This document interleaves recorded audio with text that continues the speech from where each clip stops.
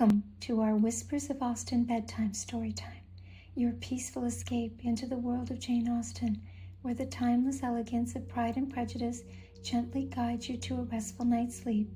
In this soothing, almost 2-hour video, we continue with the reading of the classic book. The screen will get darker and darker as the reading continues until finally there's a black screen. This video is designed to help you unwind and find peaceful slumber before the book's final pages are even read. So close your eyes, let the gentle cadence of the words and sounds carry you away. Sleep has never been so literary and tranquil. Chapter 41. The first week of their return was soon gone. The second began. It was the last of the regiment's stay at Meryton, and all the young ladies in the neighbourhood were drooping apace. The dejection was almost universal. The elder Miss Bennets alone were still able to eat, drink, and sleep, and pursue the usual course of their employments. Very frequently they were reproached for this insensibility by Kitty and Lydia, whose own misery was extreme, and who could not comprehend such hard-heartedness in any of the family. "Good heaven, what is to become of us? What are we to do?" they would often exclaim in the bitterness of woe. "How can you be smiling so, Lizzie?" Their affectionate mother shared all of their grief. She remembered what she had herself endured on a similar occasion 25 years ago. "I am sure," said she, "I cried for 2 days together when Colonel Miller's regiment went away. I thought I should have broken my heart." "I am sure I shall break mine," said Lydia. "If one could but go to Brighton," observed Mrs. Bennet. "Oh yes, if one could but go to Brighton, but papa is so disagreeable. A little sea-bathing would set me up for ever." "And my Aunt Phillips is sure it would do me a great deal of good," added Kitty. Such were the kind of lamentations resounding perpetually through Longbourn House. Elizabeth tried to be diverted by them, but all sense of pleasure was lost in shame. She felt anew the justice of Mr. Darcy's objections, and never had she been so much disposed to pardon his interference in the views of his friend. But the gloom of Lydia's prospect was shortly cleared away, for she received an invitation from Mrs. Forster, the wife of the colonel of the regiment, to accompany her to Brighton. This invaluable friend was a very young woman, and very lately married. A resemblance in good humour and good spirits had recommended her and Lydia to each other, and out of their 3 months' acquaintance they had been intimate too. The rapture of Lydia on this occasion, her adoration of Mrs. Forster, the delight of Mrs. Bennet, and the mortification of Kitty, are scarcely to be described. Wholly inattentive to her sister's feelings, Lydia flew about the house in restless ecstasy, calling for everyone's congratulations, and laughing and talking with more violence than ever, whilst the luckless Kitty continued in the parlour, repined at her fate in terms as unreasonable as her accent was peevish. "I cannot see why Mrs. Forster should not ask me as well as Lydia," said she, "though I am not her particular friend. I have just as much right to be asked as she has, and more too, for I am 2 years older." In vain did Elizabeth attempt to make her reasonable, and Jane to make her resigned. As for Elizabeth herself, this invitation was so far from exciting in her the same feelings as in her mother and Lydia, that she considered it as the death warrant of all possibility of common sense for the latter. And detestable as such a step must make her if it were known, she could not help secretly advising her father not to let her go. She represented to him all the improprieties of Lydia's general behaviour, the little advantage she could derive from the friendship of such a woman as Mrs. Forster, and the probability of her being yet more imprudent with such a companion at Brighton, where the temptations must be greater than at home. He heard her attentively, and then said, "Lydia will never be easy until she has exposed herself in some public place or other, and we can never expect her to do it with so little expense or inconvenience to her family as under the present circumstances."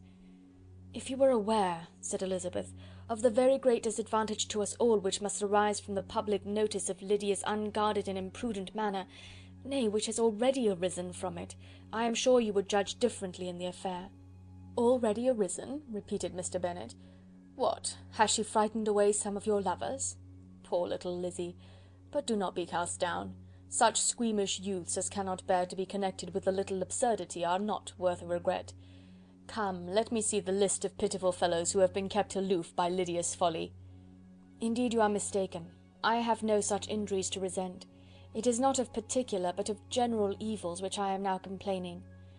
Our importance, our respectability in the world must be affected by the wild volatility, the assurance and disdain of all restraint which mark Lydia's character. Excuse me, for I must speak plainly. If you, my dear father, will not take the trouble of checking her exuberant spirits, and of teaching her that her present pursuits are not to be the business of her life, she will soon be beyond the reach of amendment. Her character will be fixed, and she will, at 16, be the most determined flirt that ever made herself or her family ridiculous. A flirt, too, in the worst and meanest degree of flirtation, without any attraction beyond youth and a tolerable person, and from the ignorance and emptiness of her mind, wholly unable to ward off any portion of that universal contempt which her rage for admiration will excite. In this danger Kitty also is comprehended.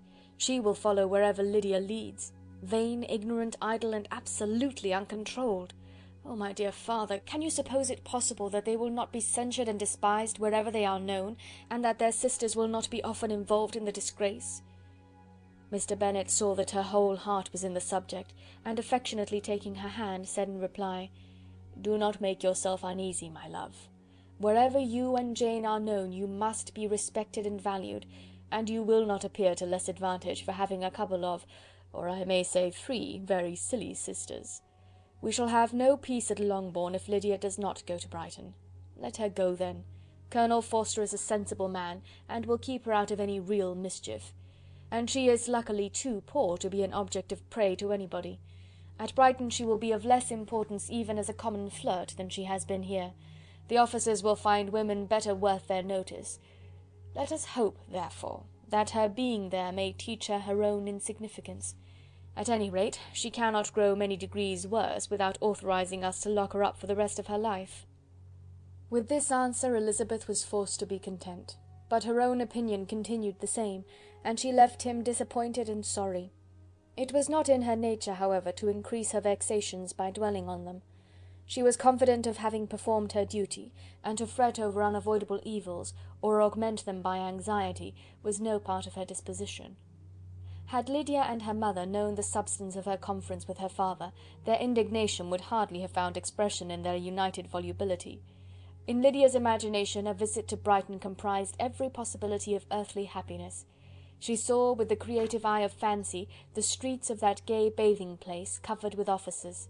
She saw herself the object of attention to tens and to scores of them at present unknown.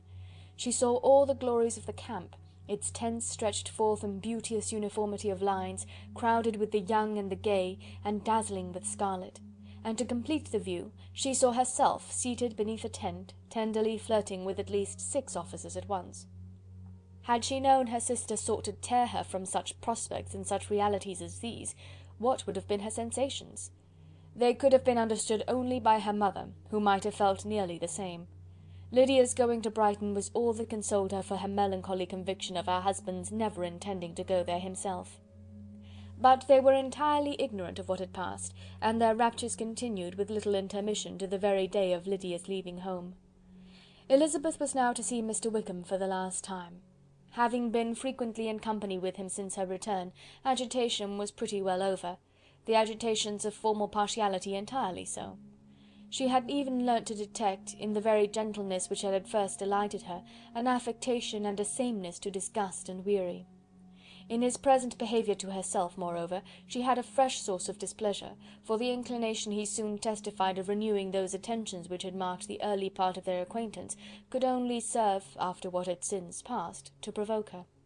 She lost all concern for him in finding herself thus selected as the object of such idle and frivolous gallantry, and while she steadily repressed it, could not but feel the reproof contained in his believing that, however long and for whatever cause his attentions had been withdrawn, her vanity would be gratified, and her preference secured at any time by their renewal.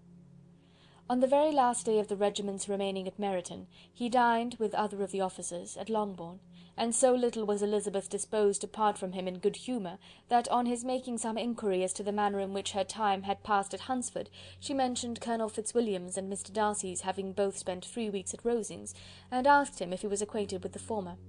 He looked surprised, displeased, alarmed, but with a moment's recollection and a returning smile replied that he had formerly seen him often, and after observing that he was a very gentlemanlike man, asked her how she liked him. Her answer was warmly in his favour.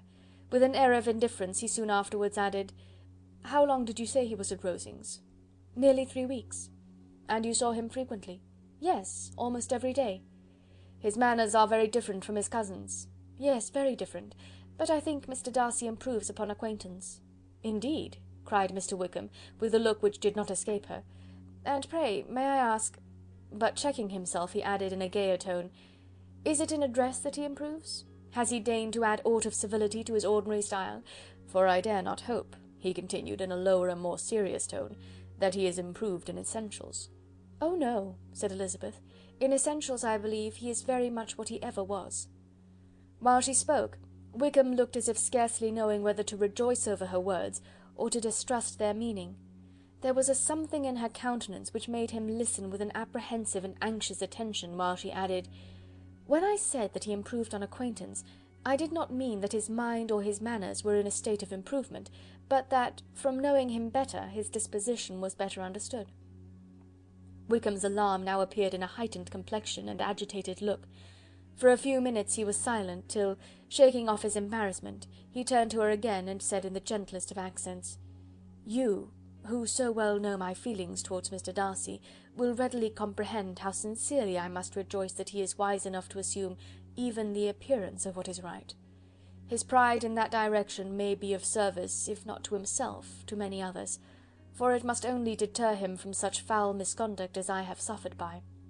I only fear that the sort of cautiousness to which you, I imagine, have been alluding, is merely adopted on his visits to his aunt, of whose good opinion and judgment he stands much in awe.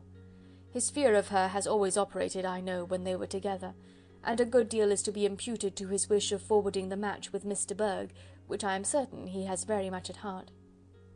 Elizabeth could not repress a smile at this, but she answered only by a slight inclination of the head.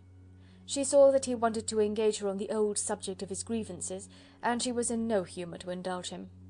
The rest of the evening passed with the appearance, on his side, of usual cheerfulness, but with no further attempt to distinguish Elizabeth, and they parted at last with mutual civility, and possibly a mutual desire of never meeting again.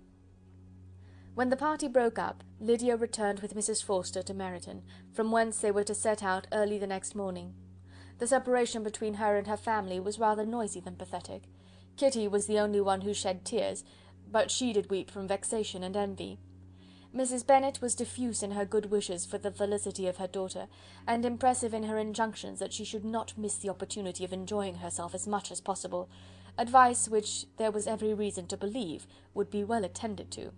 And in the clamorous happiness of Lydia herself in bidding farewell, the more gentle adieus of her sisters were uttered without being heard. Chapter 42. Had Elizabeth's opinion been all drawn from her own family, she could not have formed a very pleasing opinion of conjugal felicity or domestic comfort. Her father, captivated by youth and beauty, and that appearance of good humour which youth and beauty generally give, had married a woman whose weak understanding and illiberal mind had very early in their marriage put an end to all real affection for her. Respect, esteem, and confidence had vanished for ever, and all his views of domestic happiness were overthrown.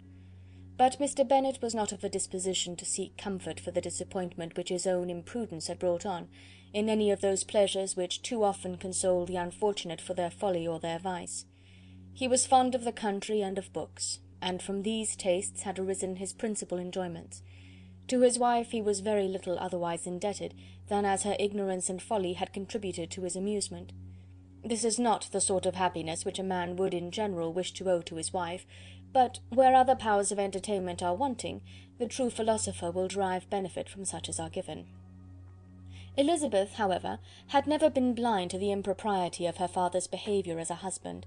She had always seen it with pain, but respecting his abilities, and grateful for his affectionate treatment of herself, she endeavoured to forget what she could not overlook, and to banish from her thoughts that continual breach of conjugal obligation and decorum which, in exposing his wife to the contempt of her own children, was so highly reprehensible.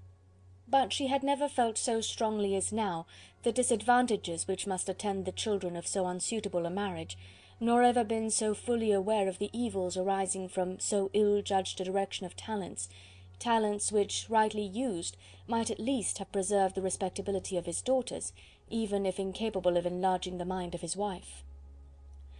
When Elizabeth had rejoiced over Wickham's departure, she found little other cause for satisfaction in the loss of the regiment. Their parties abroad were less varied than before, and at home she had a mother and sister whose constant repinings at the dullness of everything around them threw a real gloom over their domestic circle. And though Kitty might in time regain her natural degree of sense, since the disturbers of her brain were removed, her other sister, from whose disposition greater evil might be apprehended, was likely to be hardened in all her folly and assurance by a situation of such double danger as a watering-place and a camp. Upon the whole, therefore, she found what has been sometimes found before, that an event to which she had been looking with impatient desire did not, in taking place, bring all the satisfaction she had promised herself. It was consequently necessary to name some other period for the commencement of actual felicity, to have some other point on which her wishes and hopes might be fixed, and by again enjoying the pleasure of anticipation, console herself for the present, and prepare for another disappointment. Her tour to the Lakes was now the object of her happiest thoughts. It was her best consolation for all the uncomfortable hours which the discontentedness of her mother and Kitty made inevitable, and could she have included Jane in the scheme, every part of it would have been perfect. "But it is fortunate," thought she, "that I have something to wish for. Were the whole arrangement complete, my disappointment would be certain, but here, by carrying with me one ceaseless source of regret in my sister's absence, I may reasonably hope to have all my expectations of pleasure realized. A scheme of which every part promises delight can never be successful, and general disappointment is only warded off by the defence of some little peculiar vexation." When Lydia went away, she promised to write very often, and very minutely, to her mother and Kitty, but her letters were always long expected, and always very short. Those to her mother contained little else than that they were just returned from the library, where such and such officers had attended them, and where she had seen such beautiful ornaments as made her quite wild, that she had a new gown, or a new parasol, which she would have described more fully, but was obliged to leave off in a violent hurry, as Mrs. Forster called her, and they were going off to the camp. And from her correspondence with her sister, there was still less to be learnt, for her letters to Kitty, though rather longer, were much too full of lines under the words to be made public. After the first fortnight or 3 weeks of her absence, health, good humour, and cheerfulness began to reappear at Longbourn. Everything wore a happier aspect. The families who had been in town for the winter came back again, and summer finery and summer engagements arose. Mrs. Bennet was restored to her usual querulous serenity, and by the middle of June Kitty was so much recovered as to be able to enter Meryton without tears, an event of such happy promise as to make Elizabeth hope that by the following Christmas she might be so tolerably reasonable as not to mention an officer above once a day, unless, by some cruel and malicious arrangement at the War Office, another regiment should be quartered in Meryton. The time fixed for the beginning of their northern tour was now fast approaching, and a fortnight only was wanting of it, when a letter arrived from Mrs. Gardiner, which at once delayed its commencement, and curtailed its extent. Mr. Gardiner would be prevented by business from setting out till a fortnight later in July, and must be in London again within a month, and as that left too short a period for them to go so far and see so much as they had proposed, or at least to see it with the leisure and comfort they had built on, they were obliged to give up the Lakes, and substitute a more contracted tour, and, according to the present plan, were to go no farther northwards than Derbyshire. In that county there was enough to be seen to occupy the chief of their 3 weeks, and to Mrs. Gardiner it had a peculiarly strong attraction. The town where she had formerly passed some years of her life, and where they were now to spend a few days, was probably as great an object of her curiosity as all the celebrated beauties of Matlock, Chatsworth, Dovedale, or the Peak. Elizabeth was excessively disappointed. She had set her heart on seeing the Lakes, and still thought there might have been time enough. But it was her business to be satisfied, and certainly her temper to be happy, and all was soon right again. With the mention of Derbyshire there were many ideas connected. It was impossible for her to see the word without thinking of Pemberley and its owner. "But surely," said she, "I may enter his county without impunity, and rob it of a few petrified spars without his perceiving me." The period of expectation was now doubled. 4 weeks were to pass away before her uncle and aunt's arrival. But they did pass away, and Mr. and Mrs. Gardiner, with their 4 children, did at length appear at Longbourn. The children, 2 girls of 6 and 8 years old, and 2 younger boys, were to be left under the particular care of their cousin Jane, who was the general favourite, and whose steady sense and sweetness of temper exactly adapted her for attending to them in every way, teaching them, playing with them, and loving them. The gardener stayed only one night at Longbourn, and set off the next morning with Elizabeth in pursuit of novelty and amusement. One enjoyment was certain, that of suitableness of companions, a suitableness which comprehended health and temper to bear inconveniences, cheerfulness to enhance every pleasure, and affection and intelligence, which might supply it among themselves if there were disappointments abroad. It is not the object of this work to give a description of Derbyshire, nor of any of the remarkable places through which their route thither lay. Oxford, Blenheim, Warwick, Kenilworth, Birmingham, etc., are sufficiently known. A small part of Derbyshire is all the present concern. To the little town of Lambton, the scene of Mrs. Gardiner's former residence, and where she had lately learned some acquaintance still remained, they bent their steps, after having seen all the principal wonders of the country, and within 5 miles of Lambton, Elizabeth found from her aunt that Pemberley was situated. It was not in their direct road, nor more than a mile or two out of it. In talking over their route the evening before, Mrs. Gardiner expressed an inclination to see the place again. Mr. Gardiner declared his willingness, and Elizabeth was applied to for her approbation. "My love, should you not like to see a place of which you have heard so much?" said her aunt, "a place, too, with which so many of your acquaintances are connected. Wickham passed all his youth there, you know." Elizabeth was distressed. She felt that she had no business at Pemberley, and was obliged to assume a disinclination for seeing it. She must own that she was tired of seeing great houses. After going over so many, she really had no pleasure in fine carpets or satin curtains. Mrs. Gardiner abused her stupidity. "If it were merely a fine house, richly furnished," said she, "I should not care about it myself, but the grounds are delightful. They have some of the finest woods in the country." Elizabeth said no more, but her mind could not acquiesce. The possibility of meeting Mr. Darcy while viewing the place instantly occurred. It would be dreadful. She blushed at the very idea, and thought it would be better to speak openly to her aunt than to run such a risk. But against this there were objections, and she finally resolved that it could be the last resource if her private inquiries to the absence of the family were unfavourably answered. Accordingly, when she retired at night, she asked the chambermaid whether Pemberley were not a very fine place. What was the name of its proprietor? And, with no little alarm, whether the family were down for the summer. A most welcome negative followed the last question, and her alarms now being removed, she was at leisure to feel a great deal of curiosity to see the house herself, and when the subject was revived the next morning, and she was again applied to, could readily answer, and with a proper air of indifference, that she had not really any dislike to the scheme. To Pemberley, therefore, they were to go. Chapter 43.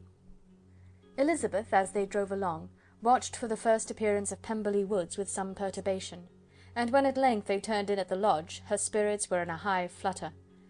The park was very large, and contained great variety of ground. They entered it in one of its lowest points, and drove for some time through a beautiful wood, stretching over a wide extent. Elizabeth's mind was too full for conversation, but she saw and admired every remarkable spot and point of view. They gradually ascended for half a mile, and then found themselves at the top of a considerable eminence, where the wood ceased, and the eye was instantly caught by Pemberley House, situated on the opposite side of a valley, into which the road with some abruptness wound. It was a large, handsome stone building, standing well on rising ground, and backed by a ridge of high woody hills, and in front a stream of some natural importance was swelled into greater, but without any artificial appearance. Its banks were neither formal nor falsely adorned. Elizabeth was delighted. She had never seen a place for which nature had done more, or where natural beauty had been so little counteracted by an awkward taste. They were all of them warm in their admiration, and at that moment she felt that to be mistress of Pemberley might be something. They descended the hill, crossed the bridge, and drove to the door, and while examining the nearer aspect of the house, all her apprehension of meeting its owner returned. She dreaded lest the chambermaid had been mistaken. On applying to see the place, they were admitted into the hall, and Elizabeth, as they waited for the housekeeper, had leisure to wonder at her being where she was. The housekeeper came, a respectable-looking elderly woman, much less fine and more civil than she had any notion of finding her. They followed her into the dining-parlour. It was a large, well-proportioned room, handsomely fitted up. Elizabeth, after slightly surveying it, went to a window to enjoy its prospect. The hill, crowned with wood, which they had descended, receiving increased abruptness from the distance, was a beautiful object. Every disposition of the ground was good, and she looked on the whole scene, the river, the trees scattered on its banks, and the winding of the valley, as far as she could trace it, with delight. As they passed into other rooms, these objects were taking different positions, but from every window there were beauties to be seen. The rooms were lofty and handsome, and their furniture suitable to the fortune of its proprietor, but Elizabeth saw, with admiration of his taste, that it was neither gaudy nor uselessly fine, with less splendour and more real elegance than the furniture of Rosings. "And of this place," thought she, "I might have been mistress. With these rooms I might now have been familiarly acquainted. Instead of viewing them as a stranger, I might have rejoiced in them as my own, and welcomed to them as visitors my uncle and aunt. But no," recollecting herself, "that could never be. My uncle and aunt would have been lost to me. I should not have been allowed to invite them." This was a lucky recollection. It saved her from something very like regret. She longed to inquire of the housekeeper whether her master was really absent, but had not the courage for it. At length, however, the question was asked by her uncle, and she turned away with alarm, while Mrs. Reynolds replied that he was, adding, "But we expect him to-morrow, with a large party of friends." How rejoiced was Elizabeth that their own journey had not by any circumstance been delayed a day! Her aunt now called her to look at a picture. She approached and saw the likeness of Mr. Wickham, suspended amongst several other miniatures, over the mantelpiece. Her aunt asked her smilingly how she liked it. The housekeeper came forward and told them it was a picture of a young gentleman, the son of her late master's steward, who had been brought up by him at his own expense. "He is now gone into the army," she added, "but I am afraid he has turned out very wild." Mrs. Gardiner looked at her niece with a smile, but Elizabeth could not return it.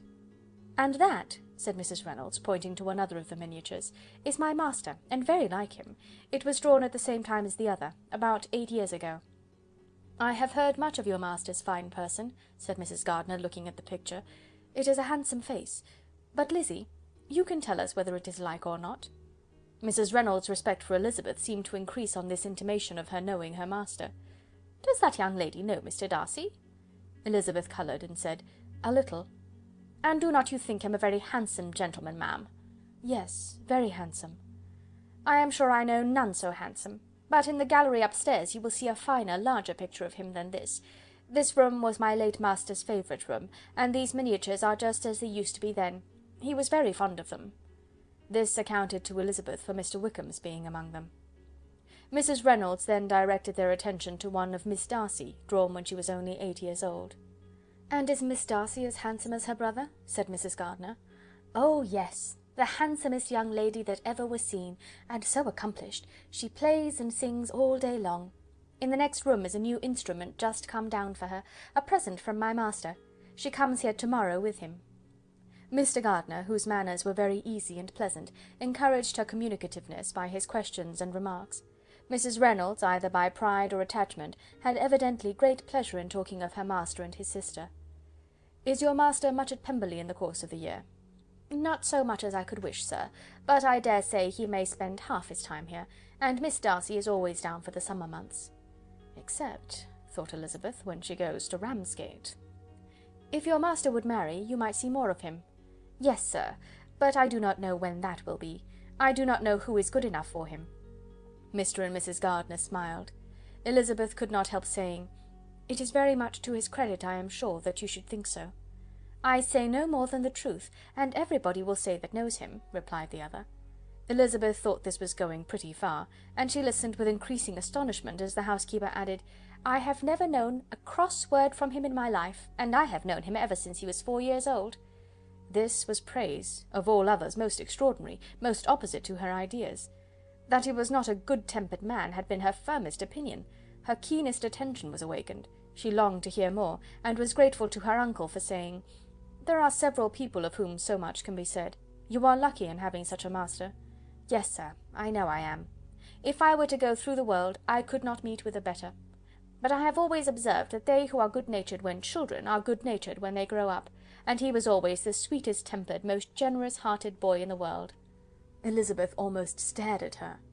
"Can this be Mr. Darcy?" thought she. "His father was an excellent man," said Mrs. Gardiner. "Yes, ma'am, that he was indeed, and his son will be just like him, just as affable to the poor." Elizabeth listened, wondered, doubted, and was impatient for more. Mrs. Reynolds could interest her on no other point. She related the subjects of the pictures, the dimensions of the rooms, and the price of the furniture in vain.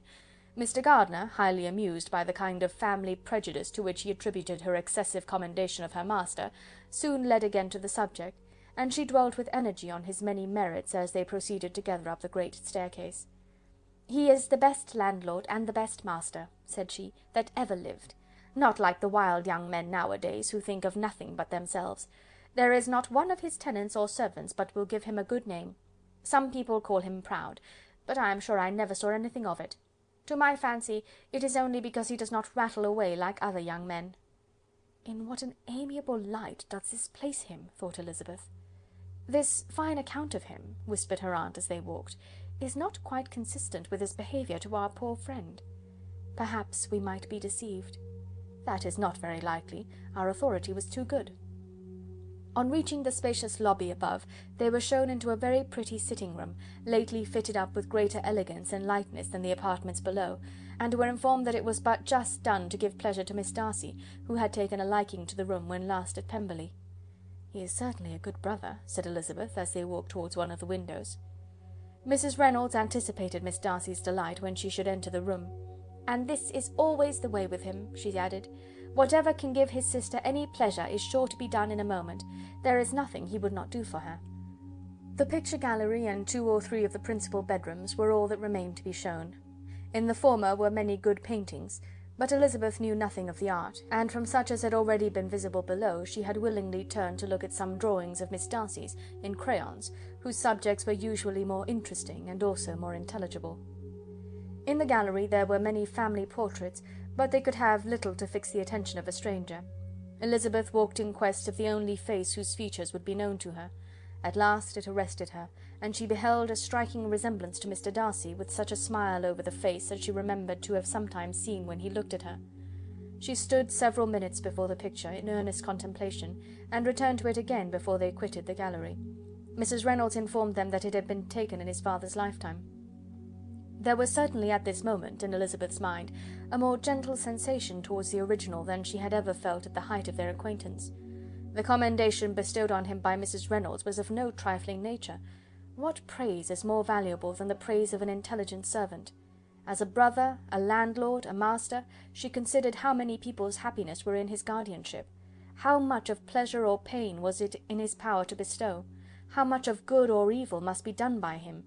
Every idea that had been brought forward by the housekeeper was favourable to his character, and as she stood before the canvas on which he was represented, and fixed his eyes upon herself, she thought of his regard with a deeper sentiment of gratitude than it had ever raised before. She remembered its warmth, and softened its impropriety of expression. When all of the house that was open to general inspection had been seen, they returned downstairs, and taking leave of the housekeeper, were consigned over to the gardener, who met them at the hall door. As they walked across the hall towards the river, Elizabeth turned back to look again. Her uncle and aunt stopped also, and while the former was conjecturing as to the date of the building, the owner of it himself suddenly came forward from the road which led behind it to the stables. They were within 20 yards of each other, and so abrupt was his appearance that it was impossible to avoid his sight. Their eyes instantly met, and the cheeks of both were overspread with the deepest blush. He absolutely started, and for a moment seemed immovable from surprise, but shortly recovering himself, advanced towards the party and spoke to Elizabeth, if not in terms of perfect composure, at least of perfect civility. She had instinctively turned away, but stopping on his approach, received his compliments with an embarrassment impossible to be overcome. Had his first appearance, or his resemblance to the picture they had just been examining, been insufficient to assure the other two that they now saw Mr. Darcy, the gardener's expression of surprise on beholding his master must immediately have told it.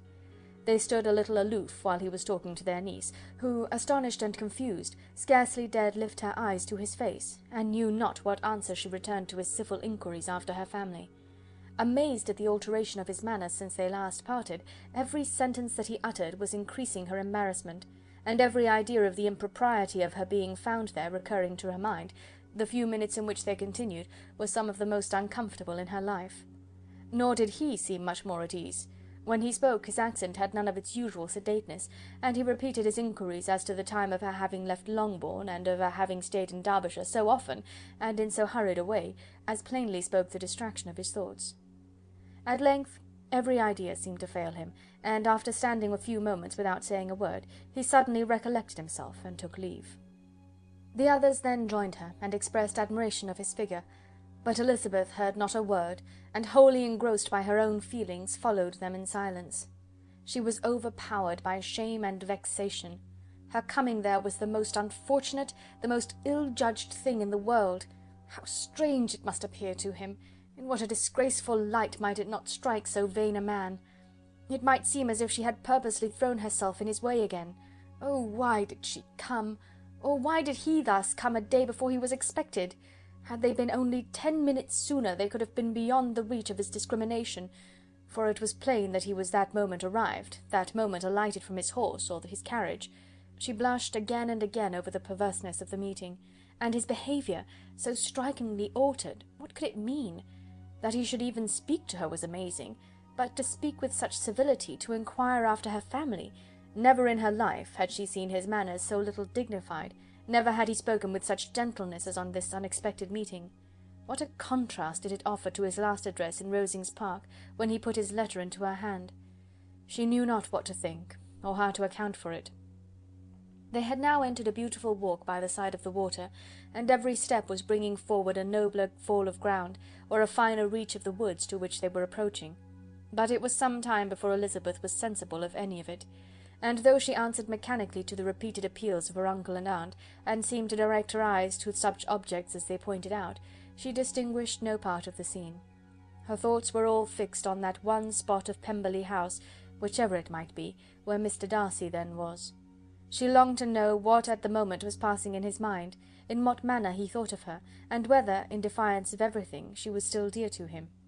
Perhaps he had been civil only because he felt himself at ease, yet there had been that in his voice which was not like ease.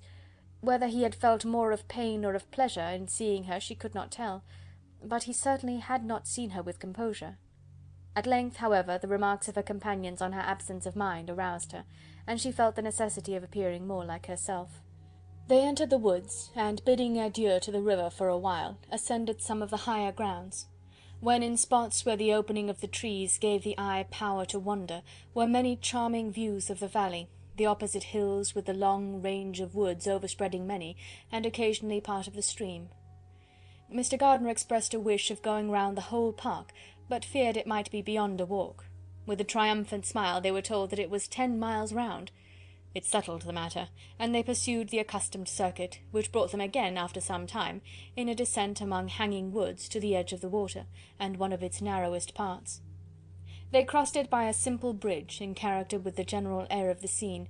It was a spot less adorned than any they had yet visited, and the valley, here contracted into a glen, allowed room only for the stream, and a narrow walk amidst the rough coppice wood which bordered it.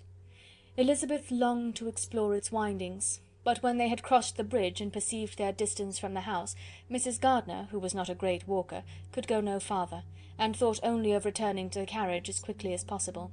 Her niece was, therefore, obliged to submit, and they took their way towards the house on the opposite side of the river, in the nearest direction.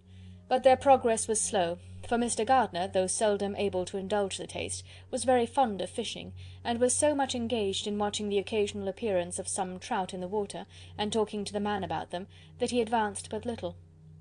Whilst wandering on in this slow manner, they were again surprised, and Elizabeth's astonishment was quite equal to what it had been at first, by the sight of Mr. Darcy approaching them, and at no great distance. The walk here being less sheltered than on the other side, allowed them to see him before they met. Elizabeth, however astonished, was at least more prepared for an interview than before, and resolved to appear and to speak with calmness, if he really intended to meet them. For a few moments, indeed, she felt that he would probably strike into some other path. The idea lasted while a turning in the walk concealed him from their view. The turning past, he was immediately before them. With a glance she saw that he had lost none of his recent civility, and to imitate his politeness she began, as they met, to admire the beauty of the place. But she had not got beyond the words delightful and charming, when some unlucky recollections obtruded, and she fancied that praise of Pemberley from her might be mischievously construed. Her colour changed, and she said no more.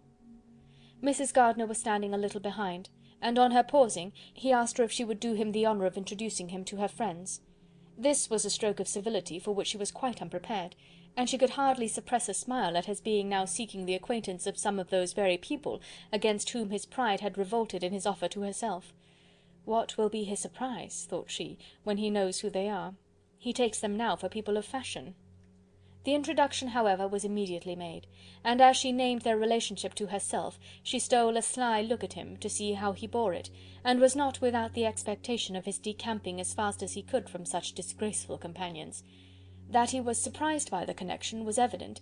He sustained it, however, with fortitude, and so far from going away, turned his back with them, and entered into conversation with Mr. Gardiner. Elizabeth could not but be pleased, could not but triumph. It was consoling that he should know she had some relations for whom there was no need to blush. She listened most attentively to all that passed between them, and gloried in every expression, every sentence of her uncle, which marked his intelligence, his taste, or his good manners. The conversation soon turned upon fishing, and she heard Mr. Darcy invite him, with the greatest civility, to fish there as often as he chose while he continued in the neighbourhood, offering at the same time to supply him with fishing tackle, and pointing out those parts of the stream where there was usually most sport. Mrs. Gardiner, who was walking arm in arm with Elizabeth, gave her a look of expressive wonder. Elizabeth said nothing, but it gratified her exceedingly. The compliment must be all for herself. The astonishment, however, was extreme, and continually was she repeating, "Why is he so altered? From what can it proceed? It cannot be for me. It cannot be for my sake that his manners are thus softened. My reproofs at Hunsford could not work such a change as this. It is impossible that he should still love me." After walking some time in this way, the two ladies in front, the two gentlemen behind, on resuming their places, after descending to the brink of the river, for the better inspection of some curious water plant, there chanced to be a little alteration. It originated in Mrs. Gardiner, who, fatigued by the exercise of the morning, found Elizabeth's arm inadequate to her support, and consequently preferred her husband's. Mr. Darcy took her place by her niece, and they walked on together. After a short silence, the lady first spoke. She wished him to know that she had been assured of his absence before she came to the place, and accordingly began by observing that his arrival had been very unexpected. "For your housekeeper," she added, "informed us that you would certainly not be here till tomorrow, and indeed, before we left Bakewell, we understood that you were not immediately expected in the country." He acknowledged the truth of it all, and said that business with his steward had occasioned his coming forward a few hours before the rest of the party with whom he had been travelling. "They will join me early tomorrow," he continued, "and among them are some who will claim an acquaintance with you, Mr. Bingley and his sisters." Elizabeth answered only by a slight bow. Her thoughts were instantly driven back to the time when Mr. Bingley's name had been the last mentioned between them, and if she might judge by his complexion, his mind was not very differently engaged. "There is also one other person in the party," he continued after a pause, "who more particularly wishes to be known to you. Will you allow me, or do I ask too much, to introduce my sister to your acquaintance during your stay at Lambton?" The surprise of such an application was great indeed. It was too great for her to know in what manner she acceded to it. She immediately felt that whatever desire Miss Darcy might have of being acquainted with her must be the work of her brother, and without looking farther, it was satisfactory. It was gratifying to know that his resentment had not made him think really ill of her. They now walked on in silence, each of them deep in thought. Elizabeth was not comfortable. That was impossible, but she was flattered and pleased. His wish of introducing his sister to her was a compliment of the highest kind. They soon outstripped the others, and when they had reached the carriage, Mr. and Mrs. Gardiner were half a quarter of a mile behind. He then asked her to walk into the house, but she declared herself not tired, and they stood together on the lawn. At such a time much might have been said, and silence was very awkward. She wanted to talk, but there seemed to be an embargo on every subject. At last she recollected that she had been travelling, and they talked of Matlock and Dovedale with great perseverance. Yet time and her aunt moved slowly, and her patience and her ideas were nearly worn out before the tete-a-tete was over. On Mr. and Mrs. Gardiner's coming up, they were all pressed to go into the house and take some refreshment, but this was declined, and they parted on each side with utmost politeness. Mr. Darcy handed the ladies into the carriage, and when it drove off, Elizabeth saw him walking slowly towards the house. The observations of her aunt and uncle now began, and each of them pronounced him to be infinitely superior to anything they had expected. "He is perfectly well behaved, polite and unassuming," said her uncle. "There is something a little stately in him, to be sure," replied her aunt, "but it is confined to his air, and is not unbecoming. I can now say with his housekeeper, that though some people may call him proud, I have seen nothing of it." I was never more surprised by his behaviour to us. It was more than civil, it was really attentive, and there was no necessity for such attention. His acquaintance with Elizabeth was very trifling." "To be sure, Lizzy," said her aunt, "he is not so handsome as Wickham, or rather, he has not Wickham's countenance, for his features are perfectly good. But how came you to tell me that he was so disagreeable?" Elizabeth excused herself as well as she could, said that she had liked him better when they had met in Kent than before, and that she had never seen him so pleasant as this morning. "But perhaps he may be a little whimsical in his civilities," replied her uncle. "Your great men often are, and therefore I shall not take him at his word, as he might change his mind another day and warn me off his grounds." Elizabeth felt that they had entirely misunderstood his character, but said nothing. "From what we have seen of him," continued Mrs. Gardiner, "I really should not have thought that he could have behaved in so cruel a way by anybody as he has done by poor Wickham. He has not an ill-natured look. On the contrary, there is something pleasing about his mouth when he speaks, and there is something of dignity in his countenance that would not give one an unfavourable idea of his heart.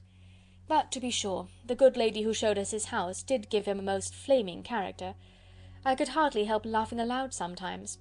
But he is a liberal master, I suppose, and that, in the eye of a servant, comprehends every virtue." Elizabeth here felt herself called on to say something in vindication of his behaviour to Wickham, and therefore gave them to understand, in as guarded a manner as she could, that, by what she had heard from his relations in Kent, his actions were capable of a very different construction, and that his character was by no means so faulty, nor Wickham's so amiable, as they had been considered in Hertfordshire. In confirmation of this, she related the particulars of all the pecuniary transactions in which they had been connected, without actually naming her authority, but stating it to be such as might be relied on. Mrs. Gardiner was surprised and concerned, but as they were now approaching the scene of her former pleasures, every idea gave way to the charm of recollection, and she was too much engaged in pointing out to her husband all the interesting spots in its environs to think of anything else. Fatigued as she had been by the morning's walk, they had no sooner dined than she set off again in quest of her former acquaintance, and the evening was spent in the satisfactions of an intercourse renewed after many years' discontinuance. The occurrences of the day were too full of interest to leave Elizabeth much attention for any of these new friends, and she could do nothing but think, and think with wonder, of Mr. Darcy's civility, and above all, of his wishing her to be acquainted with his sister. Chapter 44. Elizabeth had settled it that Mr. Darcy would bring his sister to visit her the very day after her reaching Pemberley, and was consequently resolved not to be out of sight of the inn the whole of that morning. But her conclusion was false, for on the very morning after their arrival at Lambton these visitors came. They had been walking about the place with some of their new friends, and were just returning to the inn to dress themselves for dining with the same family, when the sound of a carriage drew them to a window, and they saw a gentleman and a lady in a curricle driving up the street. Elizabeth, immediately recognising the livery, guessed what it meant, and imparted no small degree of her surprise to her relations by acquainting them with the honour which she expected. Her uncle and aunt were all amazement, and the embarrassment of her manner as she spoke, joined to the circumstance itself and many of the circumstances of the preceding day, opened to them a new idea on the business. Nothing had ever suggested it before, but they felt that there was no other way of accounting for such attentions from such a quarter than by supposing a partiality for their niece. While these newly born notions were passing in their heads, the perturbation of Elizabeth's feelings was at every moment increasing. She was quite amazed at her own discomposure, but amongst other causes of disquiet, she dreaded lest the partiality of the brother should have said too much in her favour, and more than commonly anxious to please, she naturally suspected that every power of pleasing would fail her. She retreated from the window, fearful of being seen, and as she walked up and down the room, endeavouring to compose herself, saw such looks of inquiring surprise in her uncle and aunt as made everything worse. Miss Darcy and her brother appeared, and this formidable introduction took place. With astonishment did Elizabeth see that her new acquaintance was at least as much embarrassed as herself. Since her being at Lambton, she had heard that Miss Darcy was exceedingly proud, but the observation of a very few minutes convinced her that she was only exceedingly shy. She found it difficult to obtain even a word from her beyond a monosyllable. Miss Darcy was tall, and on a larger scale than Elizabeth, and, though little more than 16, her figure was formed, and her appearance womanly and graceful. She was less handsome than her brother, but there was sense and good humour in her face, and her manners were perfectly unassuming and gentle. Elizabeth, who had expected to find in her as acute and unembarrassed an observer as ever Mr. Darcy had been, was much relieved by discerning such different feelings. They had not been long together before Mr. Darcy told her that Bingley was also coming to wait on her, and she had barely time to express her satisfaction and prepare for such a visitor, when Bingley's quick step was heard on the stairs, and in a moment he entered the room. All Elizabeth's anger against him had been long done away, but had she still felt any, it could hardly have stood its ground against the unaffected cordiality with which he expressed himself on seeing her again. He inquired in a friendly though general way after her family, and looked and spoke with the same good-humoured ease that he had ever done. To Mr. and Mrs. Gardiner he was scarcely a less interesting personage than to herself. They had long wished to see him. The whole party before them, indeed, excited a lively attention. The suspicions which had just arisen of Mr. Darcy and their niece directed their observation towards each with an earnest though guarded inquiry, and they soon drew from those inquiries the full conviction that one of them at least knew what it was to love. Of the lady's sensations they remained a little in doubt, but that the gentleman was overflowing with admiration was evident enough. Elizabeth on her side had much to do. She wanted to ascertain the feelings of each of her visitors. She wanted to compose her own, and to make herself agreeable to all, and in the latter object, where she feared most to fail, she was most sure of success, for those to whom she endeavoured to give pleasure were prepossessed in her favour. Bingley was ready, Georgiana was eager, and Darcy determined to be pleased. In seeing Bingley her thoughts naturally flew to her sister, and oh, how ardently did she long to know whether any of his were directed in a like manner. Sometimes she could fancy that he talked less than on former occasions, and once or twice pleased herself with the notion that, as he looked at her, he was trying to trace a resemblance. But though this might be imaginary, she could not be deceived as to his behaviour to Miss Darcy, who had been set up as a rival to Jane. No look appeared on either side that spoke particular regard. Nothing occurred between them that could justify the hopes of his sister.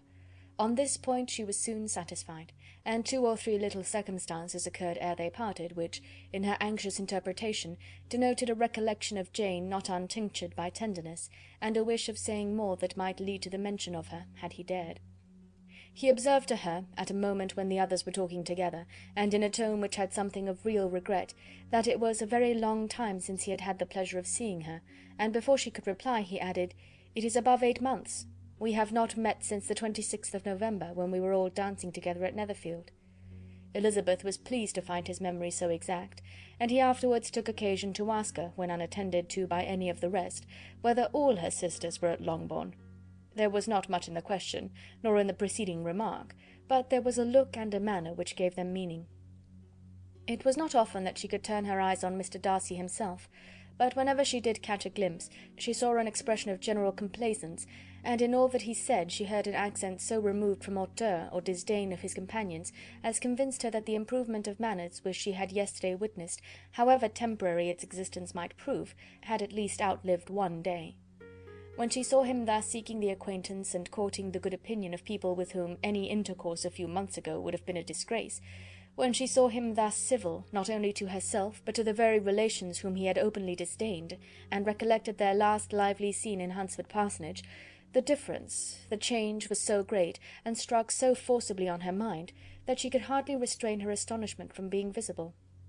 Never, even in the company of his dear friends at Netherfield, or his dignified relations at Rosings, had she seen him so desirous to please, so free from self-consequence or unbending reserve, as now, when no importance could result from the success of his endeavours, and when even the acquaintance of those to whom his attentions were addressed would draw down the ridicule and censure of the ladies both of Netherfield and Rosings. Their visitors stayed with them above half an hour, and when they arose to depart, Mr. Darcy called on his sister to join him in expressing their wish of seeing Mr. and Mrs. Gardiner and Miss Bennet to dinner at Pemberley before they left the country. Miss Darcy, though with a diffidence which marked her little in the habit of giving invitations, readily obeyed. Mrs. Gardiner looked at her niece, desirous of knowing how she, whom the invitation most concerned, felt disposed as to its acceptance, but Elizabeth had turned away her head. Presuming, however, that this studied avoidance spoke rather a momentary embarrassment than any dislike of the proposal, and seeing in her husband, who was fond of society, a perfect willingness to accept it, she ventured to engage for her attendance, and the day after the next was fixed on. Bingley expressed great pleasure in the certainty of seeing Elizabeth again, having still a great deal to say to her, and many inquiries to make after all their Hertfordshire friends. Elizabeth, construing all this into a wish of hearing her speak of her sister, was pleased, and on this account, as well as some others, found herself, when their visitors left them, capable of considering the last half-hour with some satisfaction, though while it was passing, the enjoyment of it had been little. Eager to be alone, and fearful of inquiries or hints from her uncle and aunt, she stayed with them only long enough to hear their favourable opinion of Bingley, and then hurried away to dress. But she had no reason to fear Mr. and Mrs. Gardiner's curiosity. It was not their wish to force her communication. It was evident that she was much better acquainted with Mr. Darcy than they had before any idea of. It was evident that he was very much in love with her. They saw much to interest, but nothing to justify inquiry. Of Mr. Darcy it was now a matter of anxiety to think well, and as far as their acquaintance reached, there was no fault to find. They could not be untouched by his politeness, and had they drawn his character from their own feelings and his servant's report, without any reference to any other account, the circle in Hertfordshire, to which he was known, would not have recognised it for Mr. Darcy. There was now an interest, however, in believing the housekeeper, and they soon became sensible that the authority of a servant who had known him since he was 4 years old, and whose own manners indicated respectability, was not to be hastily rejected. Neither had anything occurred in the intelligence of their Lambton friends that could materially lessen its weight. They had nothing to accuse him of but pride. Pride he probably had, and if not, it would certainly be imputed by the inhabitants of a small market town where the family did not visit. It was acknowledged, however, that he was a liberal man, and did much good among the poor. With respect to Wickham, the travellers soon found that he was not held there in much estimation, for though the chief of his concerns with the son of his patron were imperfectly understood, it was yet a well-known fact that, on his quitting Derbyshire, he had left many debts behind him, which Mr. Darcy afterwards discharged. As for Elizabeth, her thoughts were at Pemberley this evening more than the last, and the evening, though as it passed it seemed long, was not long enough to determine her feelings towards one in that mansion, and she lay awake 2 whole hours endeavouring to make them out. She certainly did not hate him.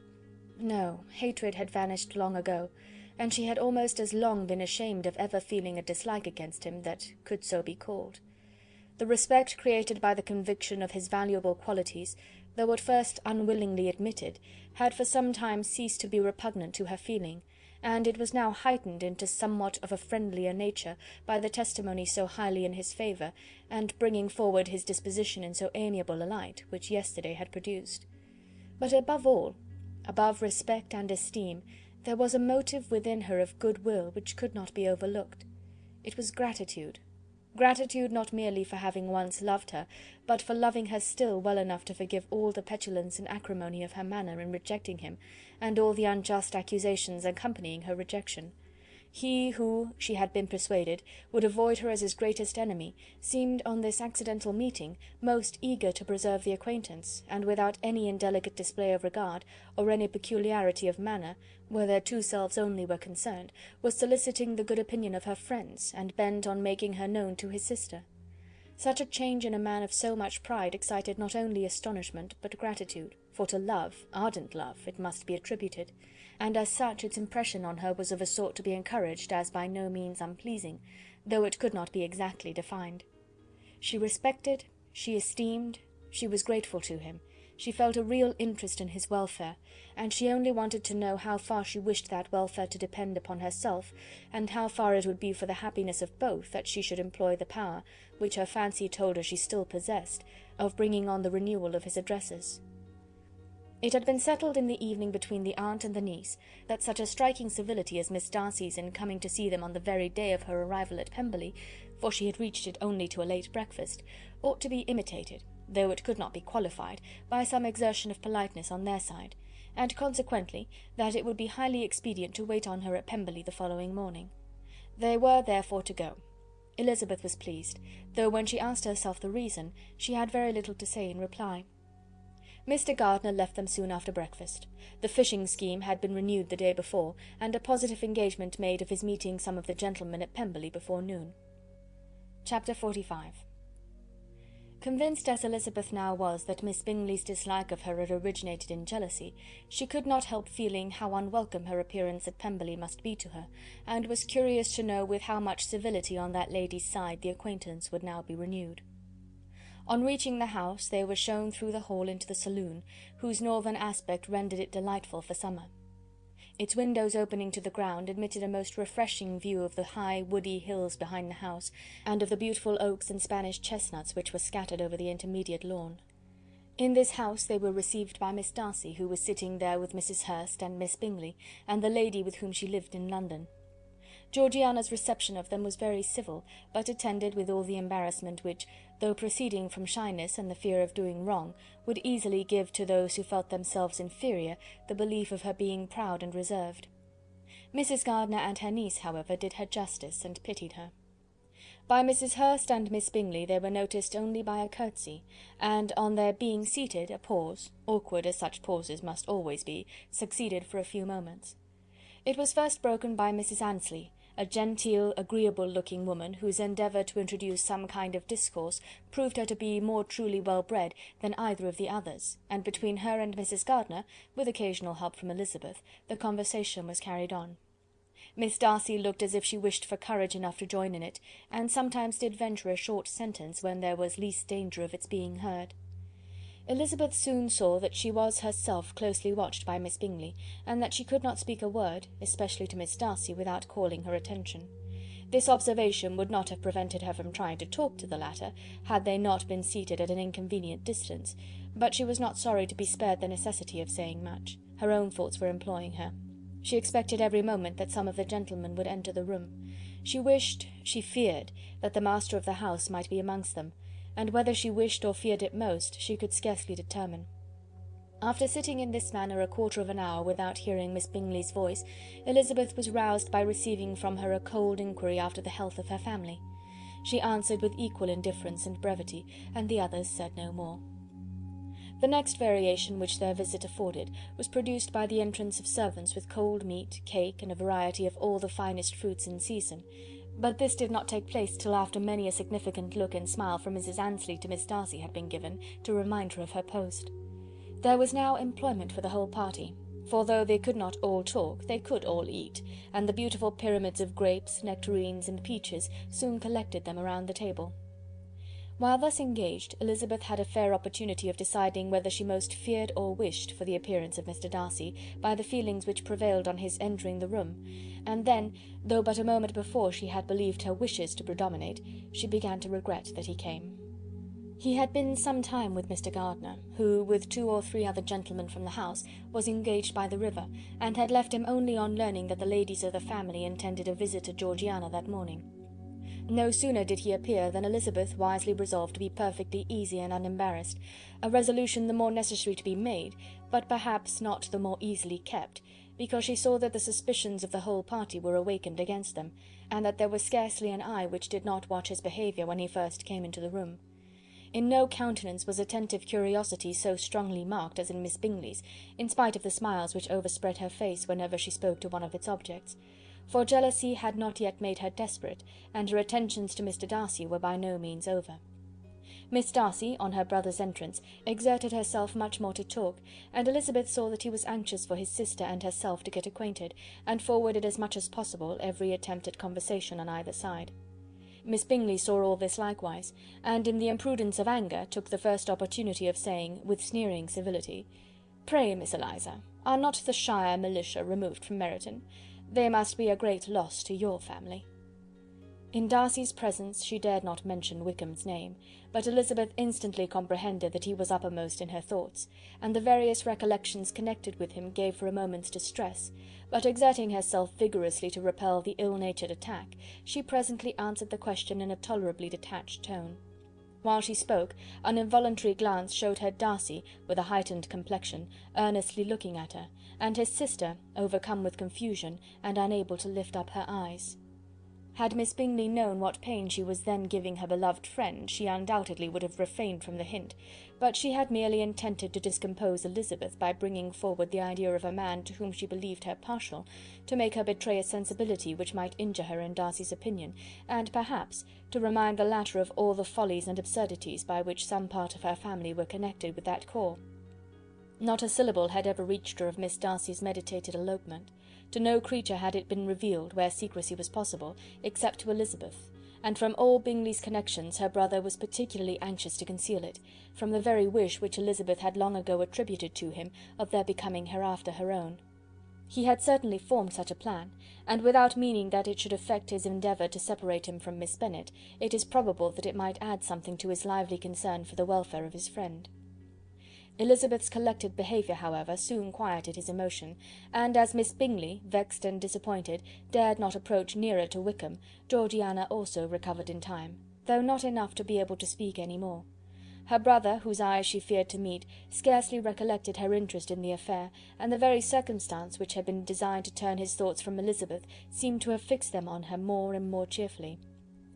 Their visit did not continue long after the question and answer above mentioned, and while Mr. Darcy was attending them to their carriage, Miss Bingley was venting her feelings and criticisms on Elizabeth's person, behaviour, and dress. But Georgiana would not join her. Her brother's recommendation was enough to ensure her favour. His judgment could not err, and he had spoken in such terms of Elizabeth as to leave Georgiana without the power of finding her otherwise than lovely and amiable. When Darcy returned to the saloon, Miss Bingley could not help repeating to him some part of what she had been saying to his sister.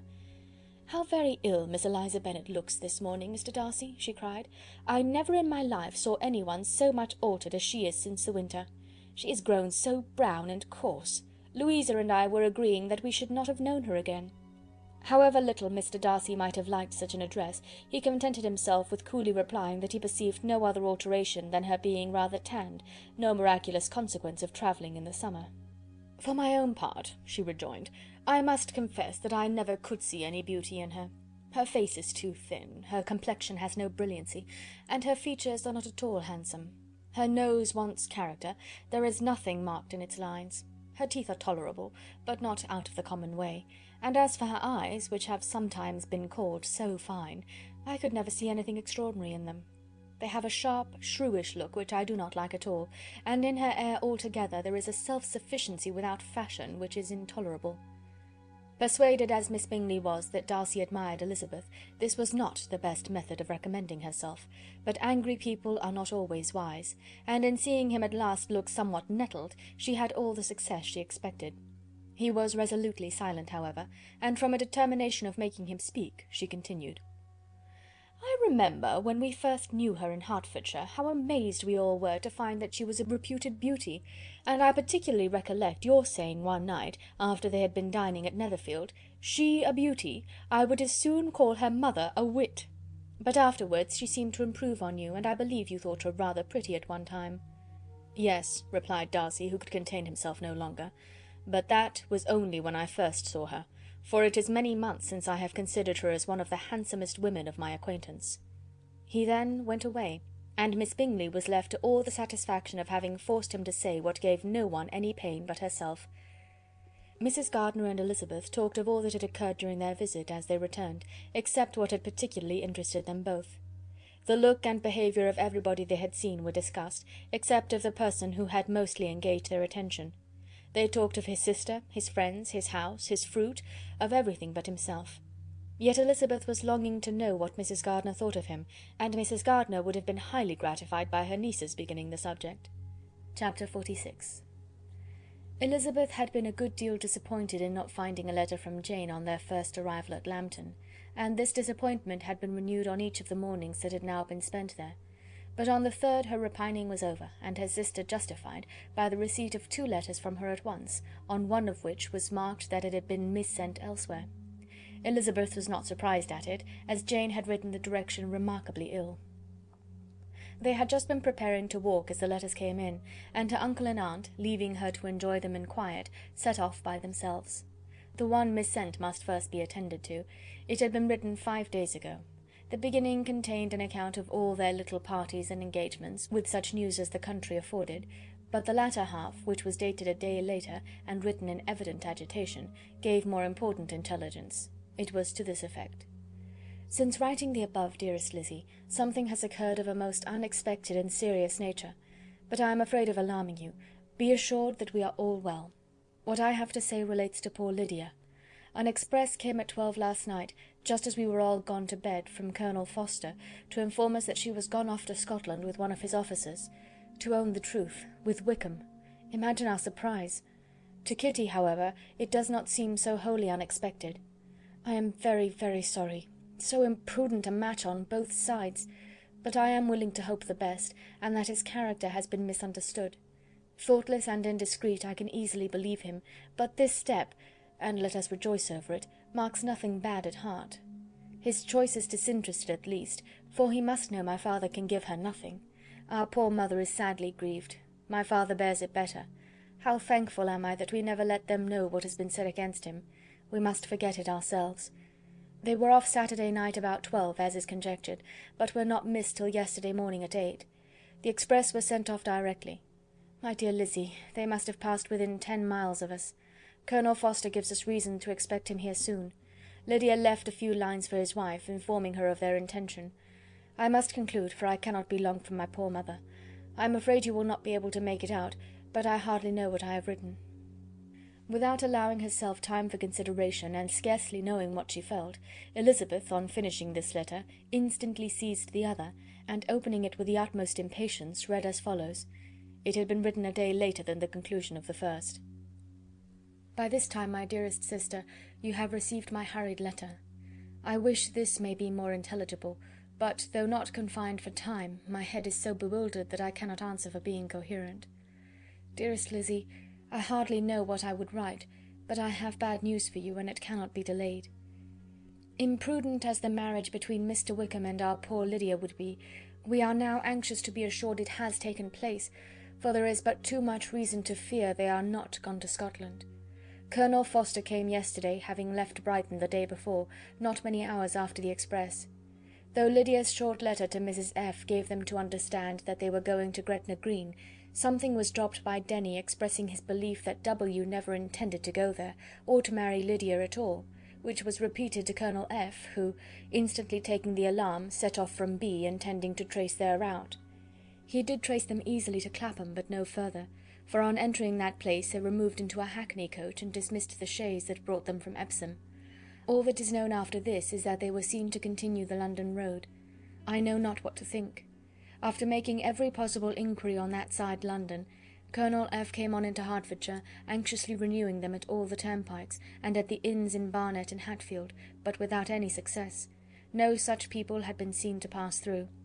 With the kindest concern he came on to Longbourn, and broke his apprehensions to us in a manner most creditable to his heart. I am sincerely grieved for him and Mrs. F., but no one can throw any blame on them. Our distress, my dear Lizzie, is very great. My father and mother believe the worst, but I cannot think so ill of him. Many circumstances might make it more eligible for them to be married privately in town than to pursue their first plan. And even if he could form such a design against a young woman of Lydia's connections, which is not likely, can I suppose her so lost to everything? Impossible. I grieve to find, however, that Colonel F. is not disposed to depend upon their marriage. He shook his head when I expressed my hopes, and said he feared W. was not a man to be trusted. My poor mother is really ill, and keeps her room. Could she exert herself, it would be better, but this is not to be expected. And as to my father, I never in my life saw him so affected.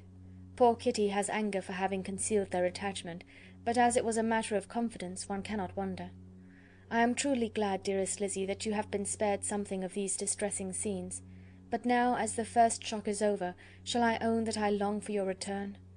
I am not so selfish, however, as to press for it, if inconvenient. Adieu. I take up my pen again to do what I have just told you I would not, but circumstances are such that I cannot help earnestly begging you all to come here as soon as possible.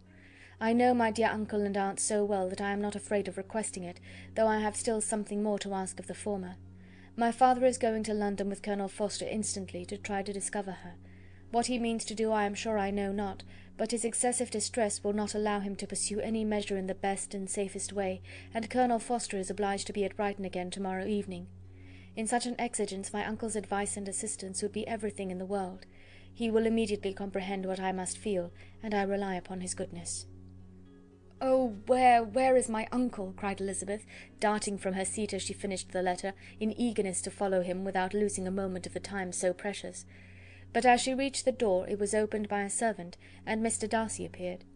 Her pale face and impetuous manner made him start, and before he could recover himself to speak, she, in whose mind every idea was superseded by Lydia's situation, hastily exclaimed, "I beg your pardon, but I must leave you. I must find Mr. Gardiner this moment, on business that cannot be delayed. I have not an instant to lose." "Good God, what is the matter?" cried he, with more feeling than politeness. Then, recollecting himself, "I will not detain you a minute, but let me or let the servant go after Mr. and Mrs. Gardiner. You are not well enough. You cannot go yourself." Elizabeth hesitated, but her knees trembled under her, and she felt how little would be gained by her attempting to pursue them. Calling back the servant, therefore, she commissioned him, though in so breathless an accent as made her almost unintelligible, to fetch his master and mistress home instantly.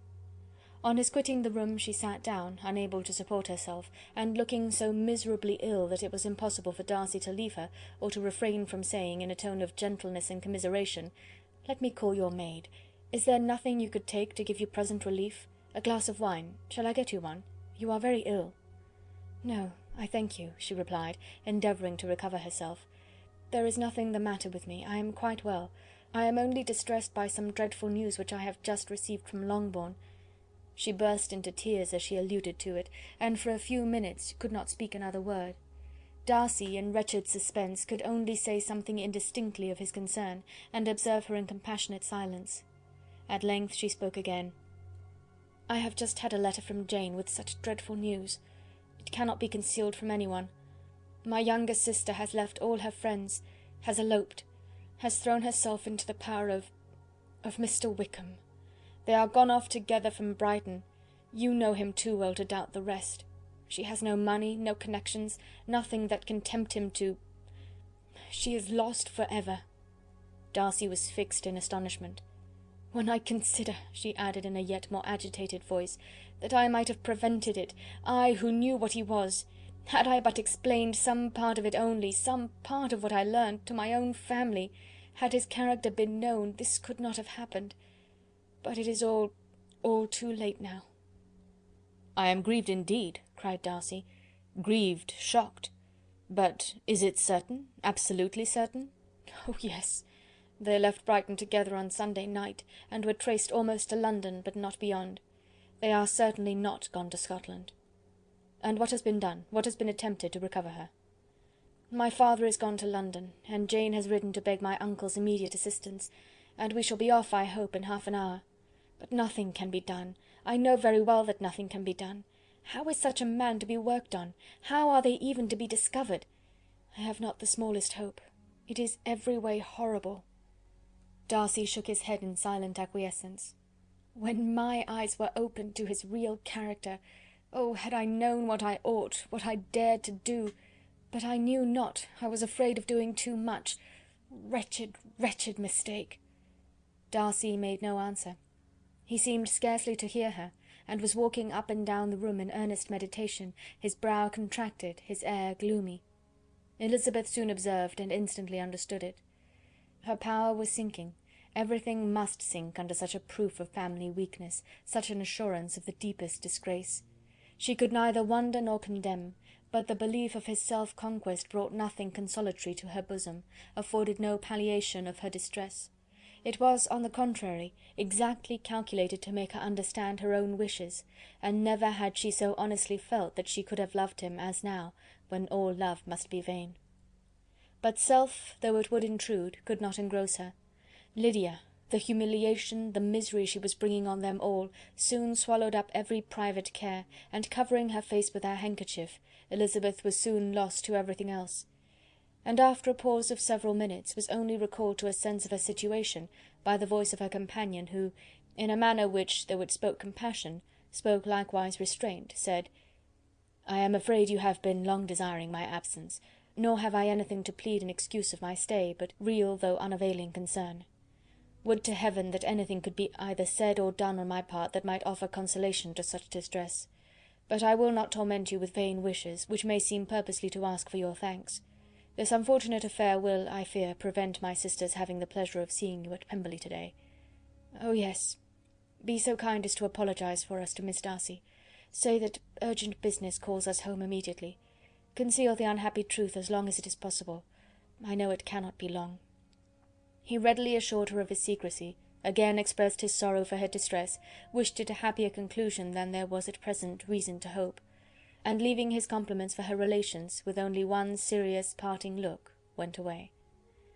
As he quitted the room, Elizabeth felt how improbable it was that they should ever see each other again on such terms of cordiality as had marked their several meetings in Derbyshire; and as she threw a retrospective glance over the whole of their acquaintance, so full of contradictions and varieties, sighed at the perverseness of those feelings which would now have promoted its continuance, and would formerly have rejoiced in its termination. If gratitude and esteem are good foundations of affection, Elizabeth's change of sentiment will be neither improbable nor faulty. But if otherwise, if regard springing from such sources is unreasonable or unnatural in comparison of what is so often described as arising on a first interview with its object, and even before 2 words have been exchanged, nothing can be said in her defence, except that she had given somewhat of a trial to the latter method in her partiality for Wickham, and that its ill success might, perhaps, authorise her to seek the other less interesting mode of attachment. Be that as it may, she saw him go with regret, and in this early example of what Lydia's infamy must produce, found additional anguish as she reflected on that wretched business. Never, since reading Jane's second letter, had she entertained a hope of Wickham's meaning to marry her.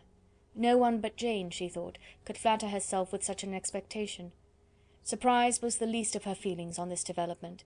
While the contents of the first letter remained in her mind, she was all surprise, all astonishment that Wickham should marry a girl whom it was impossible he could marry for money, and how Lydia could ever have attached him had appeared incomprehensible.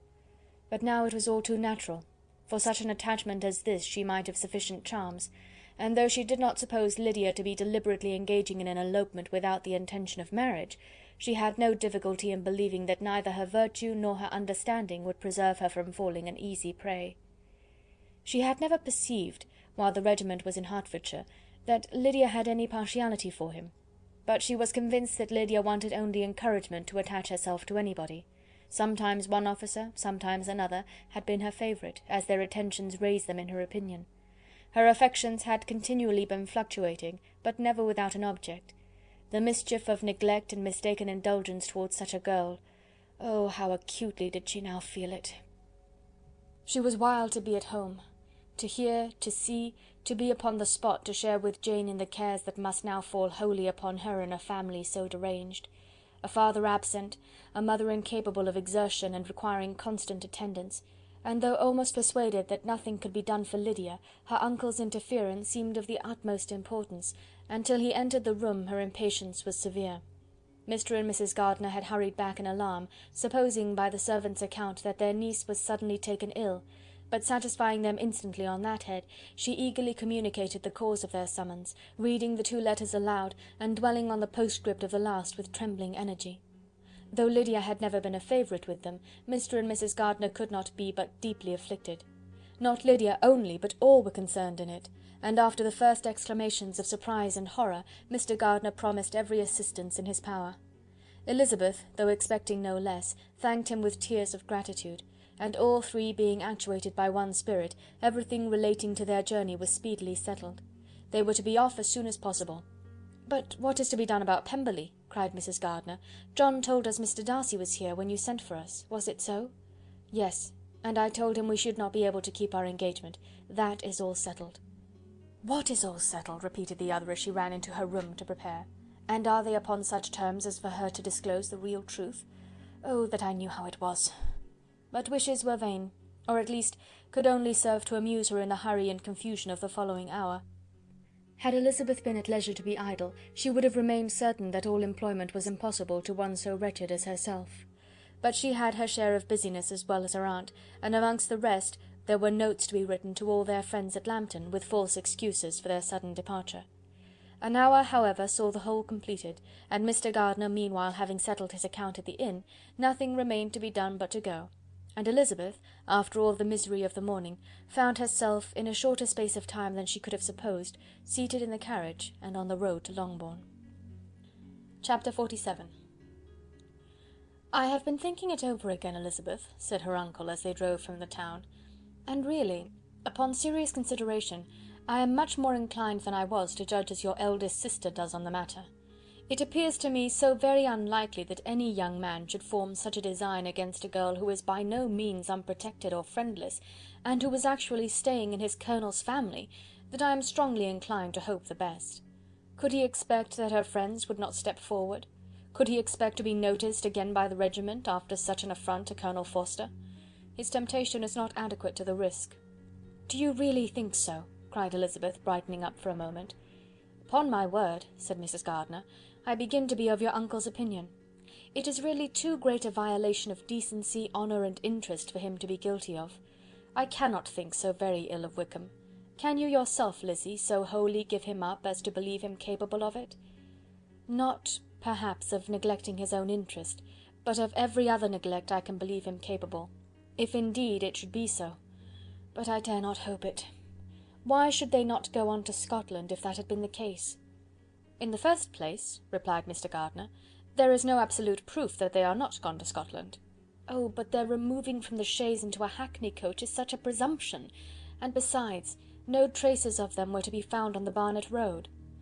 "Well then, supposing them to be in London. They may be there, though for the purpose of concealment, for no more exceptional purpose. It is not likely that money should be very abundant on either side, and it might strike them that they could be more economically, though less expeditiously married in London than in Scotland." "But why all this secrecy? Why any fear of detection? Why must their marriage be private? Oh, no, no, this is not likely. His most particular friend, you see by Jane's account, was persuaded of his never intending to marry her. Wickham will never marry a woman without some money. He cannot afford it. And what claims has Lydia, what attraction has she beyond youth, health, and good humour, that could make him, for her sake, forego every chance of benefiting himself by marrying well? As to what restraint the apprehensions of disgrace in the corps might throw on a dishonourable elopement with her, I am not able to judge, for I know nothing of the effects that such a step might produce. But as to your other objection, I am afraid it will hardly hold good. Lydia has no brothers to step forward, and he might imagine from my father's behaviour, from his indolence and the little attention he has ever seemed to give to what was going forward in his family, that he would do as little, and think as little about it, as any father could do in such a matter. But can you think that Lydia is so lost to everything but love of him as to consent to live with him on any terms other than marriage?" "It does seem, and it is most shocking indeed," replied Elizabeth, with tears in her eyes, "that a sister's sense of decency and virtue in such a point should admit of doubt. But really I know not what to say. Perhaps I am not doing her justice, but she is very young. She has never been taught to think on serious subjects, and for the last half year, nay, for a 12-month, she has been given up to nothing but amusement and vanity. She has been allowed to dispose of her time in the most idle and frivolous manner, and to adopt any opinions that came in her way. Since the Shire were first quartered in Meryton, nothing but love, flirtation, and officers have been in her head. She has been doing everything in her power by thinking and talking on the subject to give greater, what shall I call it, susceptibility to her feelings, which are naturally lively enough. And we all know that Wickham has every charm of person and address that can captivate a woman." "But you see that Jane," said her aunt, "does not think so very ill of Wickham as to believe him capable of the attempt." "Of whom does Jane ever think ill? And who is there, whatever might be their former conduct, that she would think capable of such an attempt, till it were proved against them? But Jane knows, as well as I do, what Wickham really is. We both know that he has been profligate in every sense of the word, that he has neither integrity nor honour, that he is as false and deceitful as he is insinuating." "And you really know all this?" cried Mrs. Gardiner, whose curiosity as to the mode of her intelligence was all alive. "I do indeed," replied Elizabeth, colouring. "I told you the other day of his infamous behaviour to Mr. Darcy, and you yourself, when last at Longbourn, heard in what manner he spoke of the man who had behaved with such forbearance and liberality towards him. And there are other circumstances which I am not at liberty, which it is not worth while to relate. But his lies about the whole Pemberley family are endless. From what he said of Miss Darcy, I was thoroughly prepared to see a proud, reserved, disagreeable girl, yet he knew to the contrary himself. He must know that she was as amiable and unpretending as we have found her." "But does Lydia know nothing of this? Can she be ignorant of what you and Jane seem so well to understand?" "Oh yes. That is the worst of all. Till I was in Kent, and saw so much of both Mr. Darcy and his relation, Colonel Fitzwilliam, I was ignorant of the truth myself. And when I returned home, the Shire was to leave Meryton in a week or fortnight's time. As that was the case, neither Jane, to whom I related the whole, nor I, thought it necessary to make our knowledge public, for of what use could it apparently be to anyone, that the good opinion which all the neighbourhood had of him should then be overthrown? and even if it was settled that Lydia should go with Mrs. Forster, the necessity of opening her eyes to his character never occurred to me. That she could be in any danger from the deception never entered my head. That such a consequence as this could ensue, you may easily believe, was far enough from my thoughts. When they all removed to Brighton, therefore, you had no reason, I suppose, to believe them fond of each other? Not the slightest. I can remember no symptom of affection on either side, and had anything of the kind been perceptible, you must be aware that ours is not a family on which it could be thrown away. When first he entered the corps, she was ready enough to admire him, but so we all were. Every girl in or near Meryton was out of her senses about him for the first 2 months, but he never distinguished her by any particular attention, and consequently, after a moderate period of extravagant and wild admiration, her fancy for him gave way, and others of the regiment, who treated her with more distinction, again became her favourites. It may be easily believed that however little of novelty could be added to their fears, hopes, and conjectures on this interesting subject by its repeated discussion, no other could detain them from it long during the whole of the journey. From Elizabeth's thoughts it was never absent. Fixed there by the keenest of all anguish, self-reproach, she could find no interval of ease or forgetfulness. They travelled as expeditiously as possible, and sleeping one night on the road, reached Longbourn by dinner-time the next day. It was a comfort to Elizabeth to consider that Jane could not have been wearied by long expectations. The little gardeners, attracted by the sight of a chaise, were standing on the steps of the house as they entered the paddock, and when the carriage drove up to the door, the joyful surprise that lighted up their faces and displayed itself over their whole bodies in a variety of capers and frisks was the first pleasing earnest of their welcome. Elizabeth jumped out, and after giving each of them a hasty kiss, hurried into the vestibule, where Jane, who came running down from her mother's apartment, immediately met her. Elizabeth, as she affectionately embraced her, whilst tears filled the eyes of both, lost not a moment in asking whether anything had been heard of the fugitives. "Not yet," replied Jane, "but now that my dear uncle has come, I hope everything will be well. Is my father in town?" "Yes, he went on Tuesday, as I wrote you word." "And have you heard from him often?" "We have heard only twice. He wrote me a few lines on Wednesday to say that he had arrived in safety, and to give me his directions, which I particularly begged him to do. He merely added that he should not write again till he had something of importance to mention." "And my mother, how is she? How are you all?" "My mother is tolerably well, I trust, though her spirits are greatly shaken. She is upstairs, and will have great satisfaction in seeing you all. She does not yet leave her dressing-room. Mary and Kitty, thank heaven, are quite well." "But you, how are you?" cried Elizabeth. "You look pale. How much you must have gone through." Her sister, however, assured her of her being perfectly well, and their conversation, which had been passing while Mr. and Mrs. Gardiner were engaged with their children, was now put an end to by the approach of the whole party. Jane ran to her uncle and aunt, and welcomed and thanked them both, with alternate smiles and tears. When they were all in the dining-room, the questions which Elizabeth had already asked were of course repeated by the others, and they soon found that Jane had no intelligence to give. The sanguine hope of good, however, which the benevolence of her heart suggested, had not yet deserted her.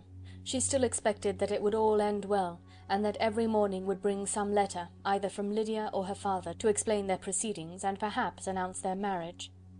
Mrs. Bennet, to whose apartment they all repaired after a few minutes' conversation together, received them exactly as might be expected, with tears and lamentations of regret, invectives against the villainous conduct of Wickham, and complaints of her own sufferings and ill usage, blaming everybody but the person to whose ill-judging indulgence the errors of her daughter must principally be owing.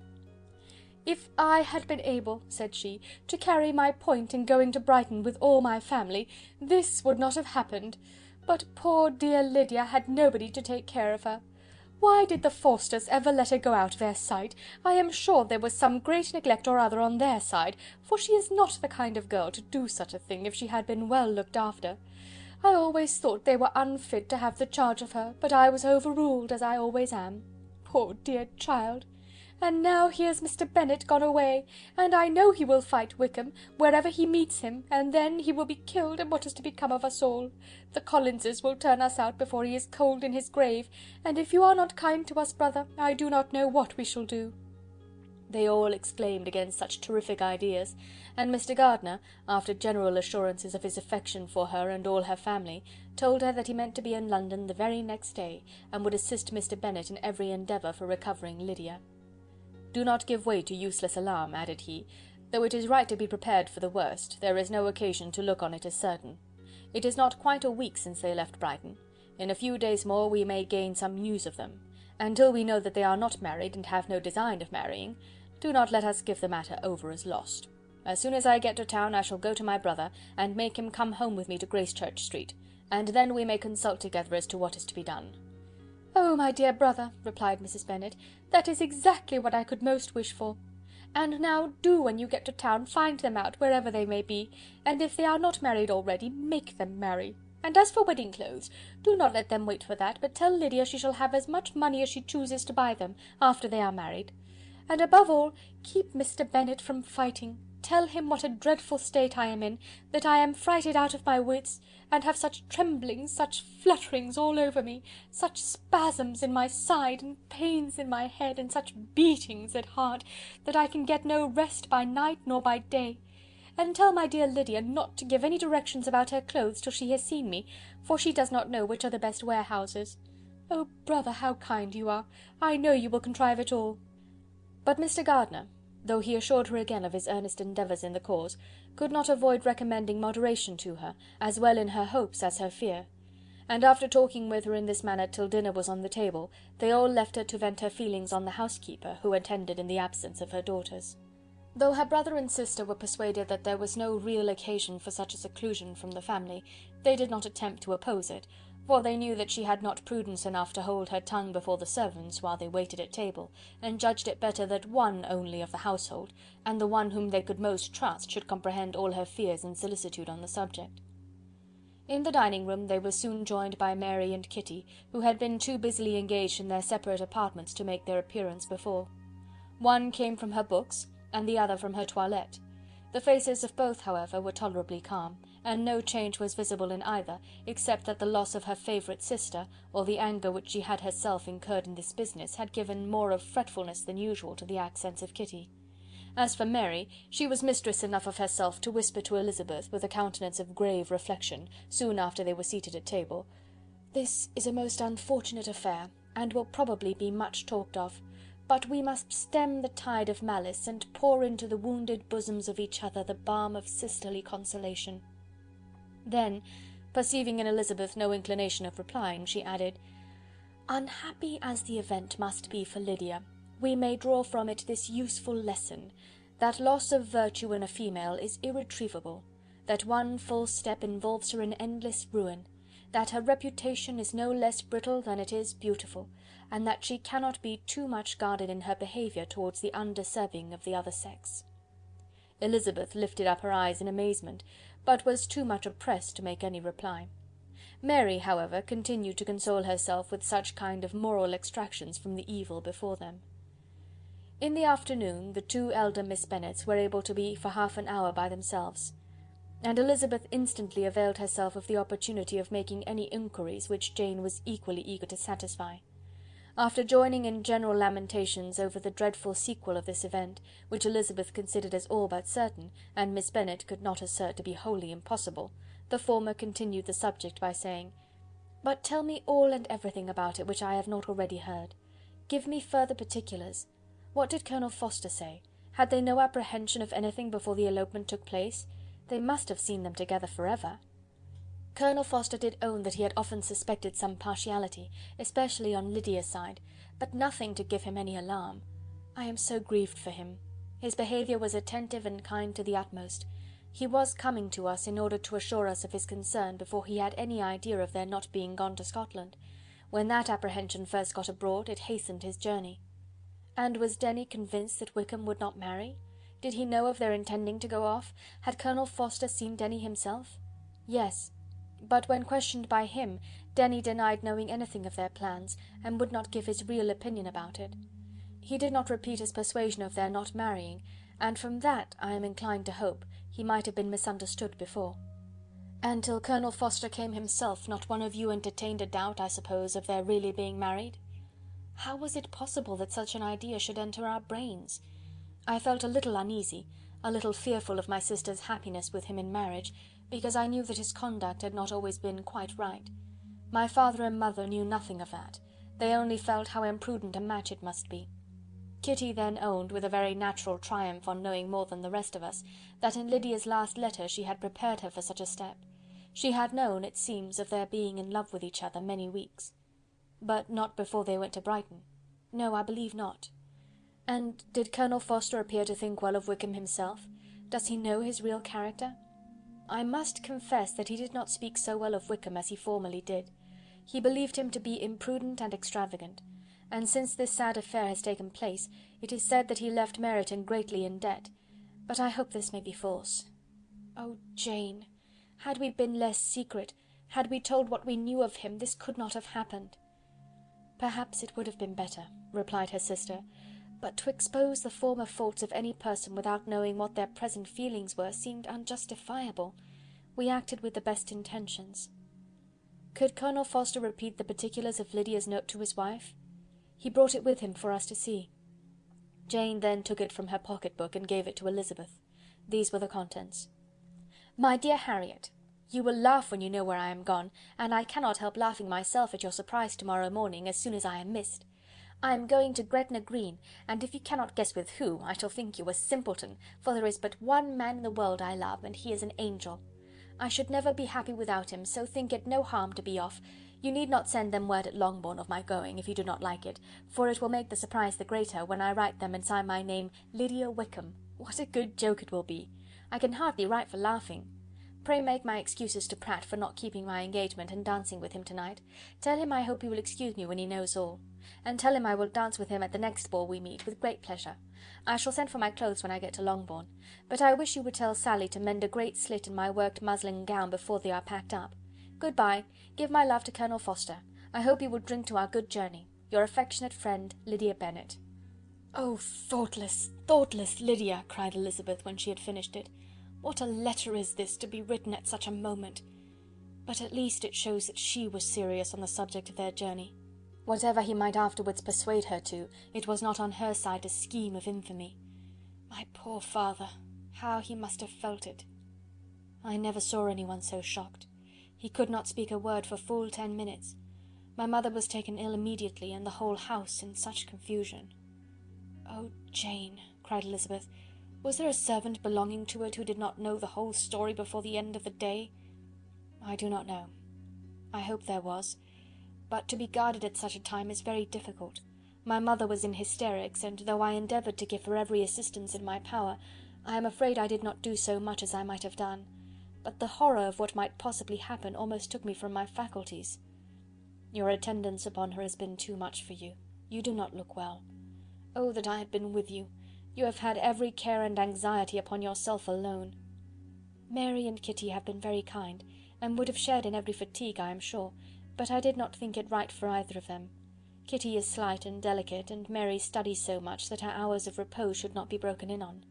My Aunt Phillips came to Longbourn on Tuesday, after my father went away, and was so good as to stay till Thursday with me. She was of great use and comfort to us all, and Lady Lucas has been very kind. She walked here on Wednesday morning to condole with us, and offered her services, or any of her daughters, if they should be of use to us." "She had better have stayed at home," cried Elizabeth. "Perhaps she meant well, but under such a misfortune as this, one cannot see too little of one's neighbours. Assistance is impossible, condolence insufferable. Let them triumph over us at a distance, and be satisfied." She then proceeded to inquire into the measures which her father had intended to pursue while in town for the recovery of his daughter. "He meant, I believe," replied Jane, "to go to Epsom, the place where they last changed horses, see the postilions, and try if anything could be made out from them. His principal object must be to discover the number of the hackney coach which took them from Clapham. It had come with a fare from London, and as he thought that the circumstance of a gentleman and ladies removing from one carriage into another might be remarked, he meant to make inquiries at Clapham. If he could anyhow discover at what house the coachman had before set down his fare, he determined to make inquiries there, and hoped it might not be impossible to find out the stand and number of the coach. I do not know of any other designs that he had formed, but he was in such a hurry to be gone, and his spirits so greatly discomposed, that I had difficulty in finding out even so much as this." Chapter 48. The whole party were in hopes of a letter from Mr. Bennet the next morning, but the post came in without bringing a single line from him. His family knew him to be, on all common occasions, a most negligent and dilatory correspondent, but at such a time they had hoped for exertion, They were forced to conclude that he had no pleasing intelligence to send, but even of that they would have been glad to be certain. Mr. Gardiner had waited only for the letters before he set off. When he was gone, they were certain at least of receiving constant information of what was going on, and their uncle promised, at parting, to prevail on Mr. Bennet to return to Longbourn as soon as he could, to the great consolation of his sister, who considered it as the only security for her husband's not being killed in a duel. Mrs. Gardiner and the children were to remain in Hertfordshire a few days longer, as the former thought her presence might be serviceable to her nieces. She shared in their attendance on Mrs. Bennet, and was a great comfort to them in their hours of freedom. Their other aunt also visited them frequently, and always, as she said, with the design of cheering and heartening them up, though, as she never came without reporting some fresh instance of Wickham's extravagance or irregularity, she seldom went away without leaving them more dispirited than she found them. All Meryton seemed striving to blacken the man who, but 3 months before, had been almost an angel of light. He was declared to be in debt to every tradesman in the place, and his intrigues, all honoured with the title of seduction, had been extended into every tradesman's family. Everybody declared that he was the wickedest young man in the world, and everybody began to find out that they had always distrusted the appearance of his goodness. Elizabeth, though she did not credit above half of what was said, believed enough to make her former assurance of her sister's ruin more certain, and even Jane, who believed still less of it, became almost hopeless, more especially as the time was now come when, if they had gone to Scotland, which she had never before entirely despaired of, they must in all probability have gained some news of them. Mr. Gardiner left Longbourn on Sunday. On Tuesday his wife received a letter from him. It told them that, on his arrival, he had immediately found out his brother, and persuaded him to come to Gracechurch Street; that Mr. Bennet had been to Epsom and Clapham before his arrival, but without gaining any satisfactory information, and that he was now determined to inquire at all the principal hotels in town, as Mr. Bennet thought it possible they might have gone to one of them on their first coming to London, before they procured lodgings. Mr. Gardiner himself did not expect any success from this measure, but as his brother was eager in it, he meant to assist him in pursuing it. He added that Mr. Bennet seemed wholly disinclined at present to leave London, and promised to write again very soon. There was also a postscript to this effect: "I have written to Colonel Forster to desire him to find out, if possible, from some of the young man's intimates in the regiment, whether Wickham has any relations or connections who would be likely to know in what part of town he has now concealed himself. If there were any one that one could apply to with a probability of gaining such a clue as that, it might be of essential consequence. At present we have nothing to guide us. Colonel Forster will, I dare say, do everything in his power to satisfy us on this head. But on second thoughts, perhaps Lizzie could tell us what relations he has now living, better than any other person." Elizabeth was at no loss to understand from whence this deference to her authority proceeded, but it was not in her power to give any information of so satisfactory a nature as the compliment deserved. She had never heard of his having had any relations, except a father and mother, both of whom had been dead many years. It was possible, however, that some of his companions in the shire might be able to give more information, and though she was not very sanguine in expecting it, the application was a something to look forward to. Every day at Longbourn was now a day of anxiety, but the most anxious part of each was when the post was expected. The arrival of letters was the grand object of every morning's impatience. Through letters, whatever of good or bad was to be told would be communicated, and every succeeding day was expected to bring some news of importance.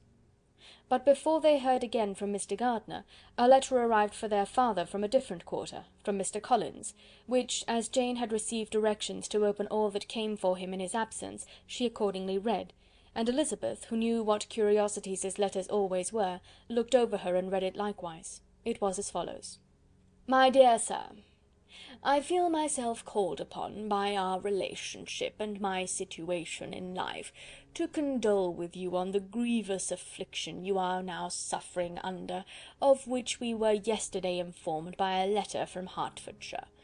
Be assured, my dear sir, that Mrs. Collins and myself sincerely sympathise with you and all your respectable family in your present distress, which must be of the bitterest kind, because proceeding from a cause which no time can remove. No arguments shall be wanting on my part that can alleviate so severe a misfortune, or that may comfort you under a circumstance that must be of all others the most afflicting to a parent's mind.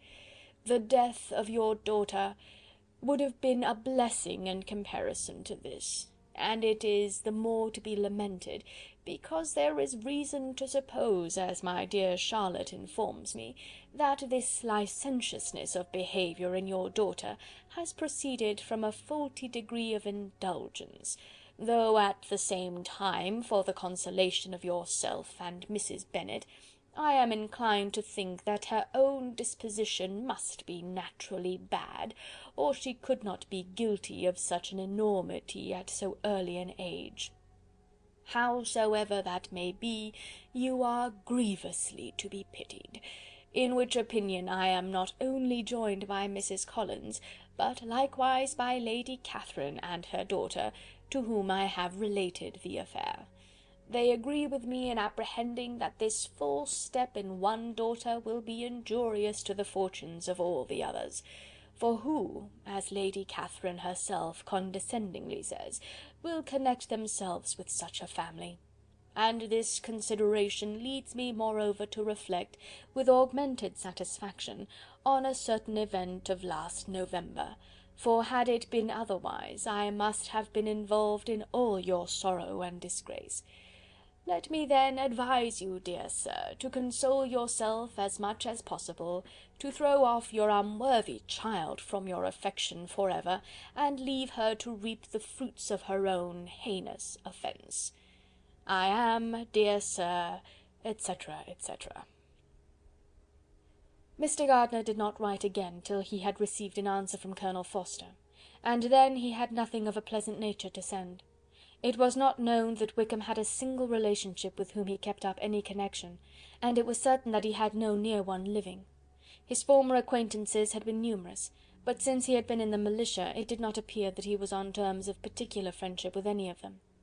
There was no one, therefore, who could be pointed out as likely to give any news of him, and in the wretched state of his own finances there was a very powerful motive for secrecy, in addition to his fear of discovery by Lydia's relations, for it had just transpired that he had left gaming debts behind him to a very considerable amount. Colonel Forster believed that more than £1,000 would be necessary to clear his expenses at Brighton. He owed a good deal in town, but his debts of honour were still more formidable. Mr. Gardiner did not attempt to conceal these particulars from the Longbourn family. Jane heard them with horror. "A gamester!" she cried. "This is wholly unexpected. I had not an idea of it." Mr. Gardiner added in his letter that they might expect to see their father at home on the following day, which was Saturday. Rendered spiritless by the ill success of all their endeavours, he had yielded to his brother-in-law's entreaty that he would return to his family, and leave it to him to do whatever occasion might suggest to be advisable for continuing their pursuit. When Mrs. Bennet was told of this, she did not express so much satisfaction as her children expected, considering what her anxiety for his life had been before. "What! Is he coming home, and without poor Lydia?" she cried. "Sure he will not leave London before he has found them. Who is to fight Wickham and make him marry her if he comes away?" As Mrs. Gardiner began to wish to be at home, it was settled that she and the children should go to London at the same time that Mr. Bennet came from it. The coach, therefore, took them the first stage of their journey, and brought its master back to Longbourn. Mrs. Gardiner went away in all the perplexity about Elizabeth and her Derbyshire friend that had attended her from that part of the world. His name had never been voluntarily mentioned before them by her niece, and the kind of half expectation which Mrs. Gardiner had formed of their being followed by a letter from him had ended in nothing. Elizabeth had received none since her return that could come from Pemberley. The present unhappy state of the family rendered any other excuse for the lowness of her spirits unnecessary.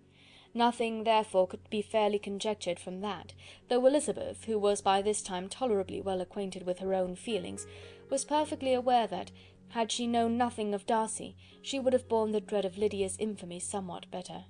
It would have spared her, she thought, one sleepless night out of 2. When Mr. Bennet arrived, he had all the appearance of his usual philosophic composure. He said as little as he had ever been in the habit of saying, made no mention of the business that had taken him away, and it was some time before his daughters had courage to speak of it. It was not till the afternoon, when he had joined them at tea, that Elizabeth ventured to introduce the subject, and then, on her briefly expressing her sorrow for what he must have endured, he replied, "Say nothing of that. Who should suffer but myself? It has been my own doing, and I ought to feel it." "You must not be too severe upon yourself," replied Elizabeth. "You may well warn me against such an evil. Human nature is so prone to fall into it. No, Lizzy, let me once in my life feel how much I have been to blame. I am not afraid of being overpowered by the impression. It will pass away soon enough." "Do you suppose them to be in London?" "Yes. Where else can they be so well concealed?" "And Lydia used to want to go to London," added Kitty. "She is happy then," said her father drily, "and her residence there will probably be of some duration." Then, after a short silence, he continued, "Lizzy, I bear you no ill will for being justified in your advice to me last May, which, considering the event, shows some greatness of mind." They were interrupted by Miss Bennet, who came to fetch her mother's tea. "This is a parade," he cried, "which does one good. It gives such an elegance to misfortune. Another day I will do the same. I will sit in my library, in my nightcap and powdering gown, and give as much trouble as I can, or perhaps I may defer it till Kitty runs away." "I am not going to run away, papa," said Kitty fretfully. "If I should ever go to Brighton, I would behave better than Lydia." "You go to Brighton! I would not trust you so near it as Eastbourne for £50. No, Kitty, I have at last learnt to be cautious, and you will feel the effects of it. No officer is ever to enter into my house again, nor even to pass through the village. Balls will be absolutely prohibited, unless you stand up with one of your sisters, and you are never to stir out of doors till you can prove that you have spent 10 minutes of every day in a rational manner."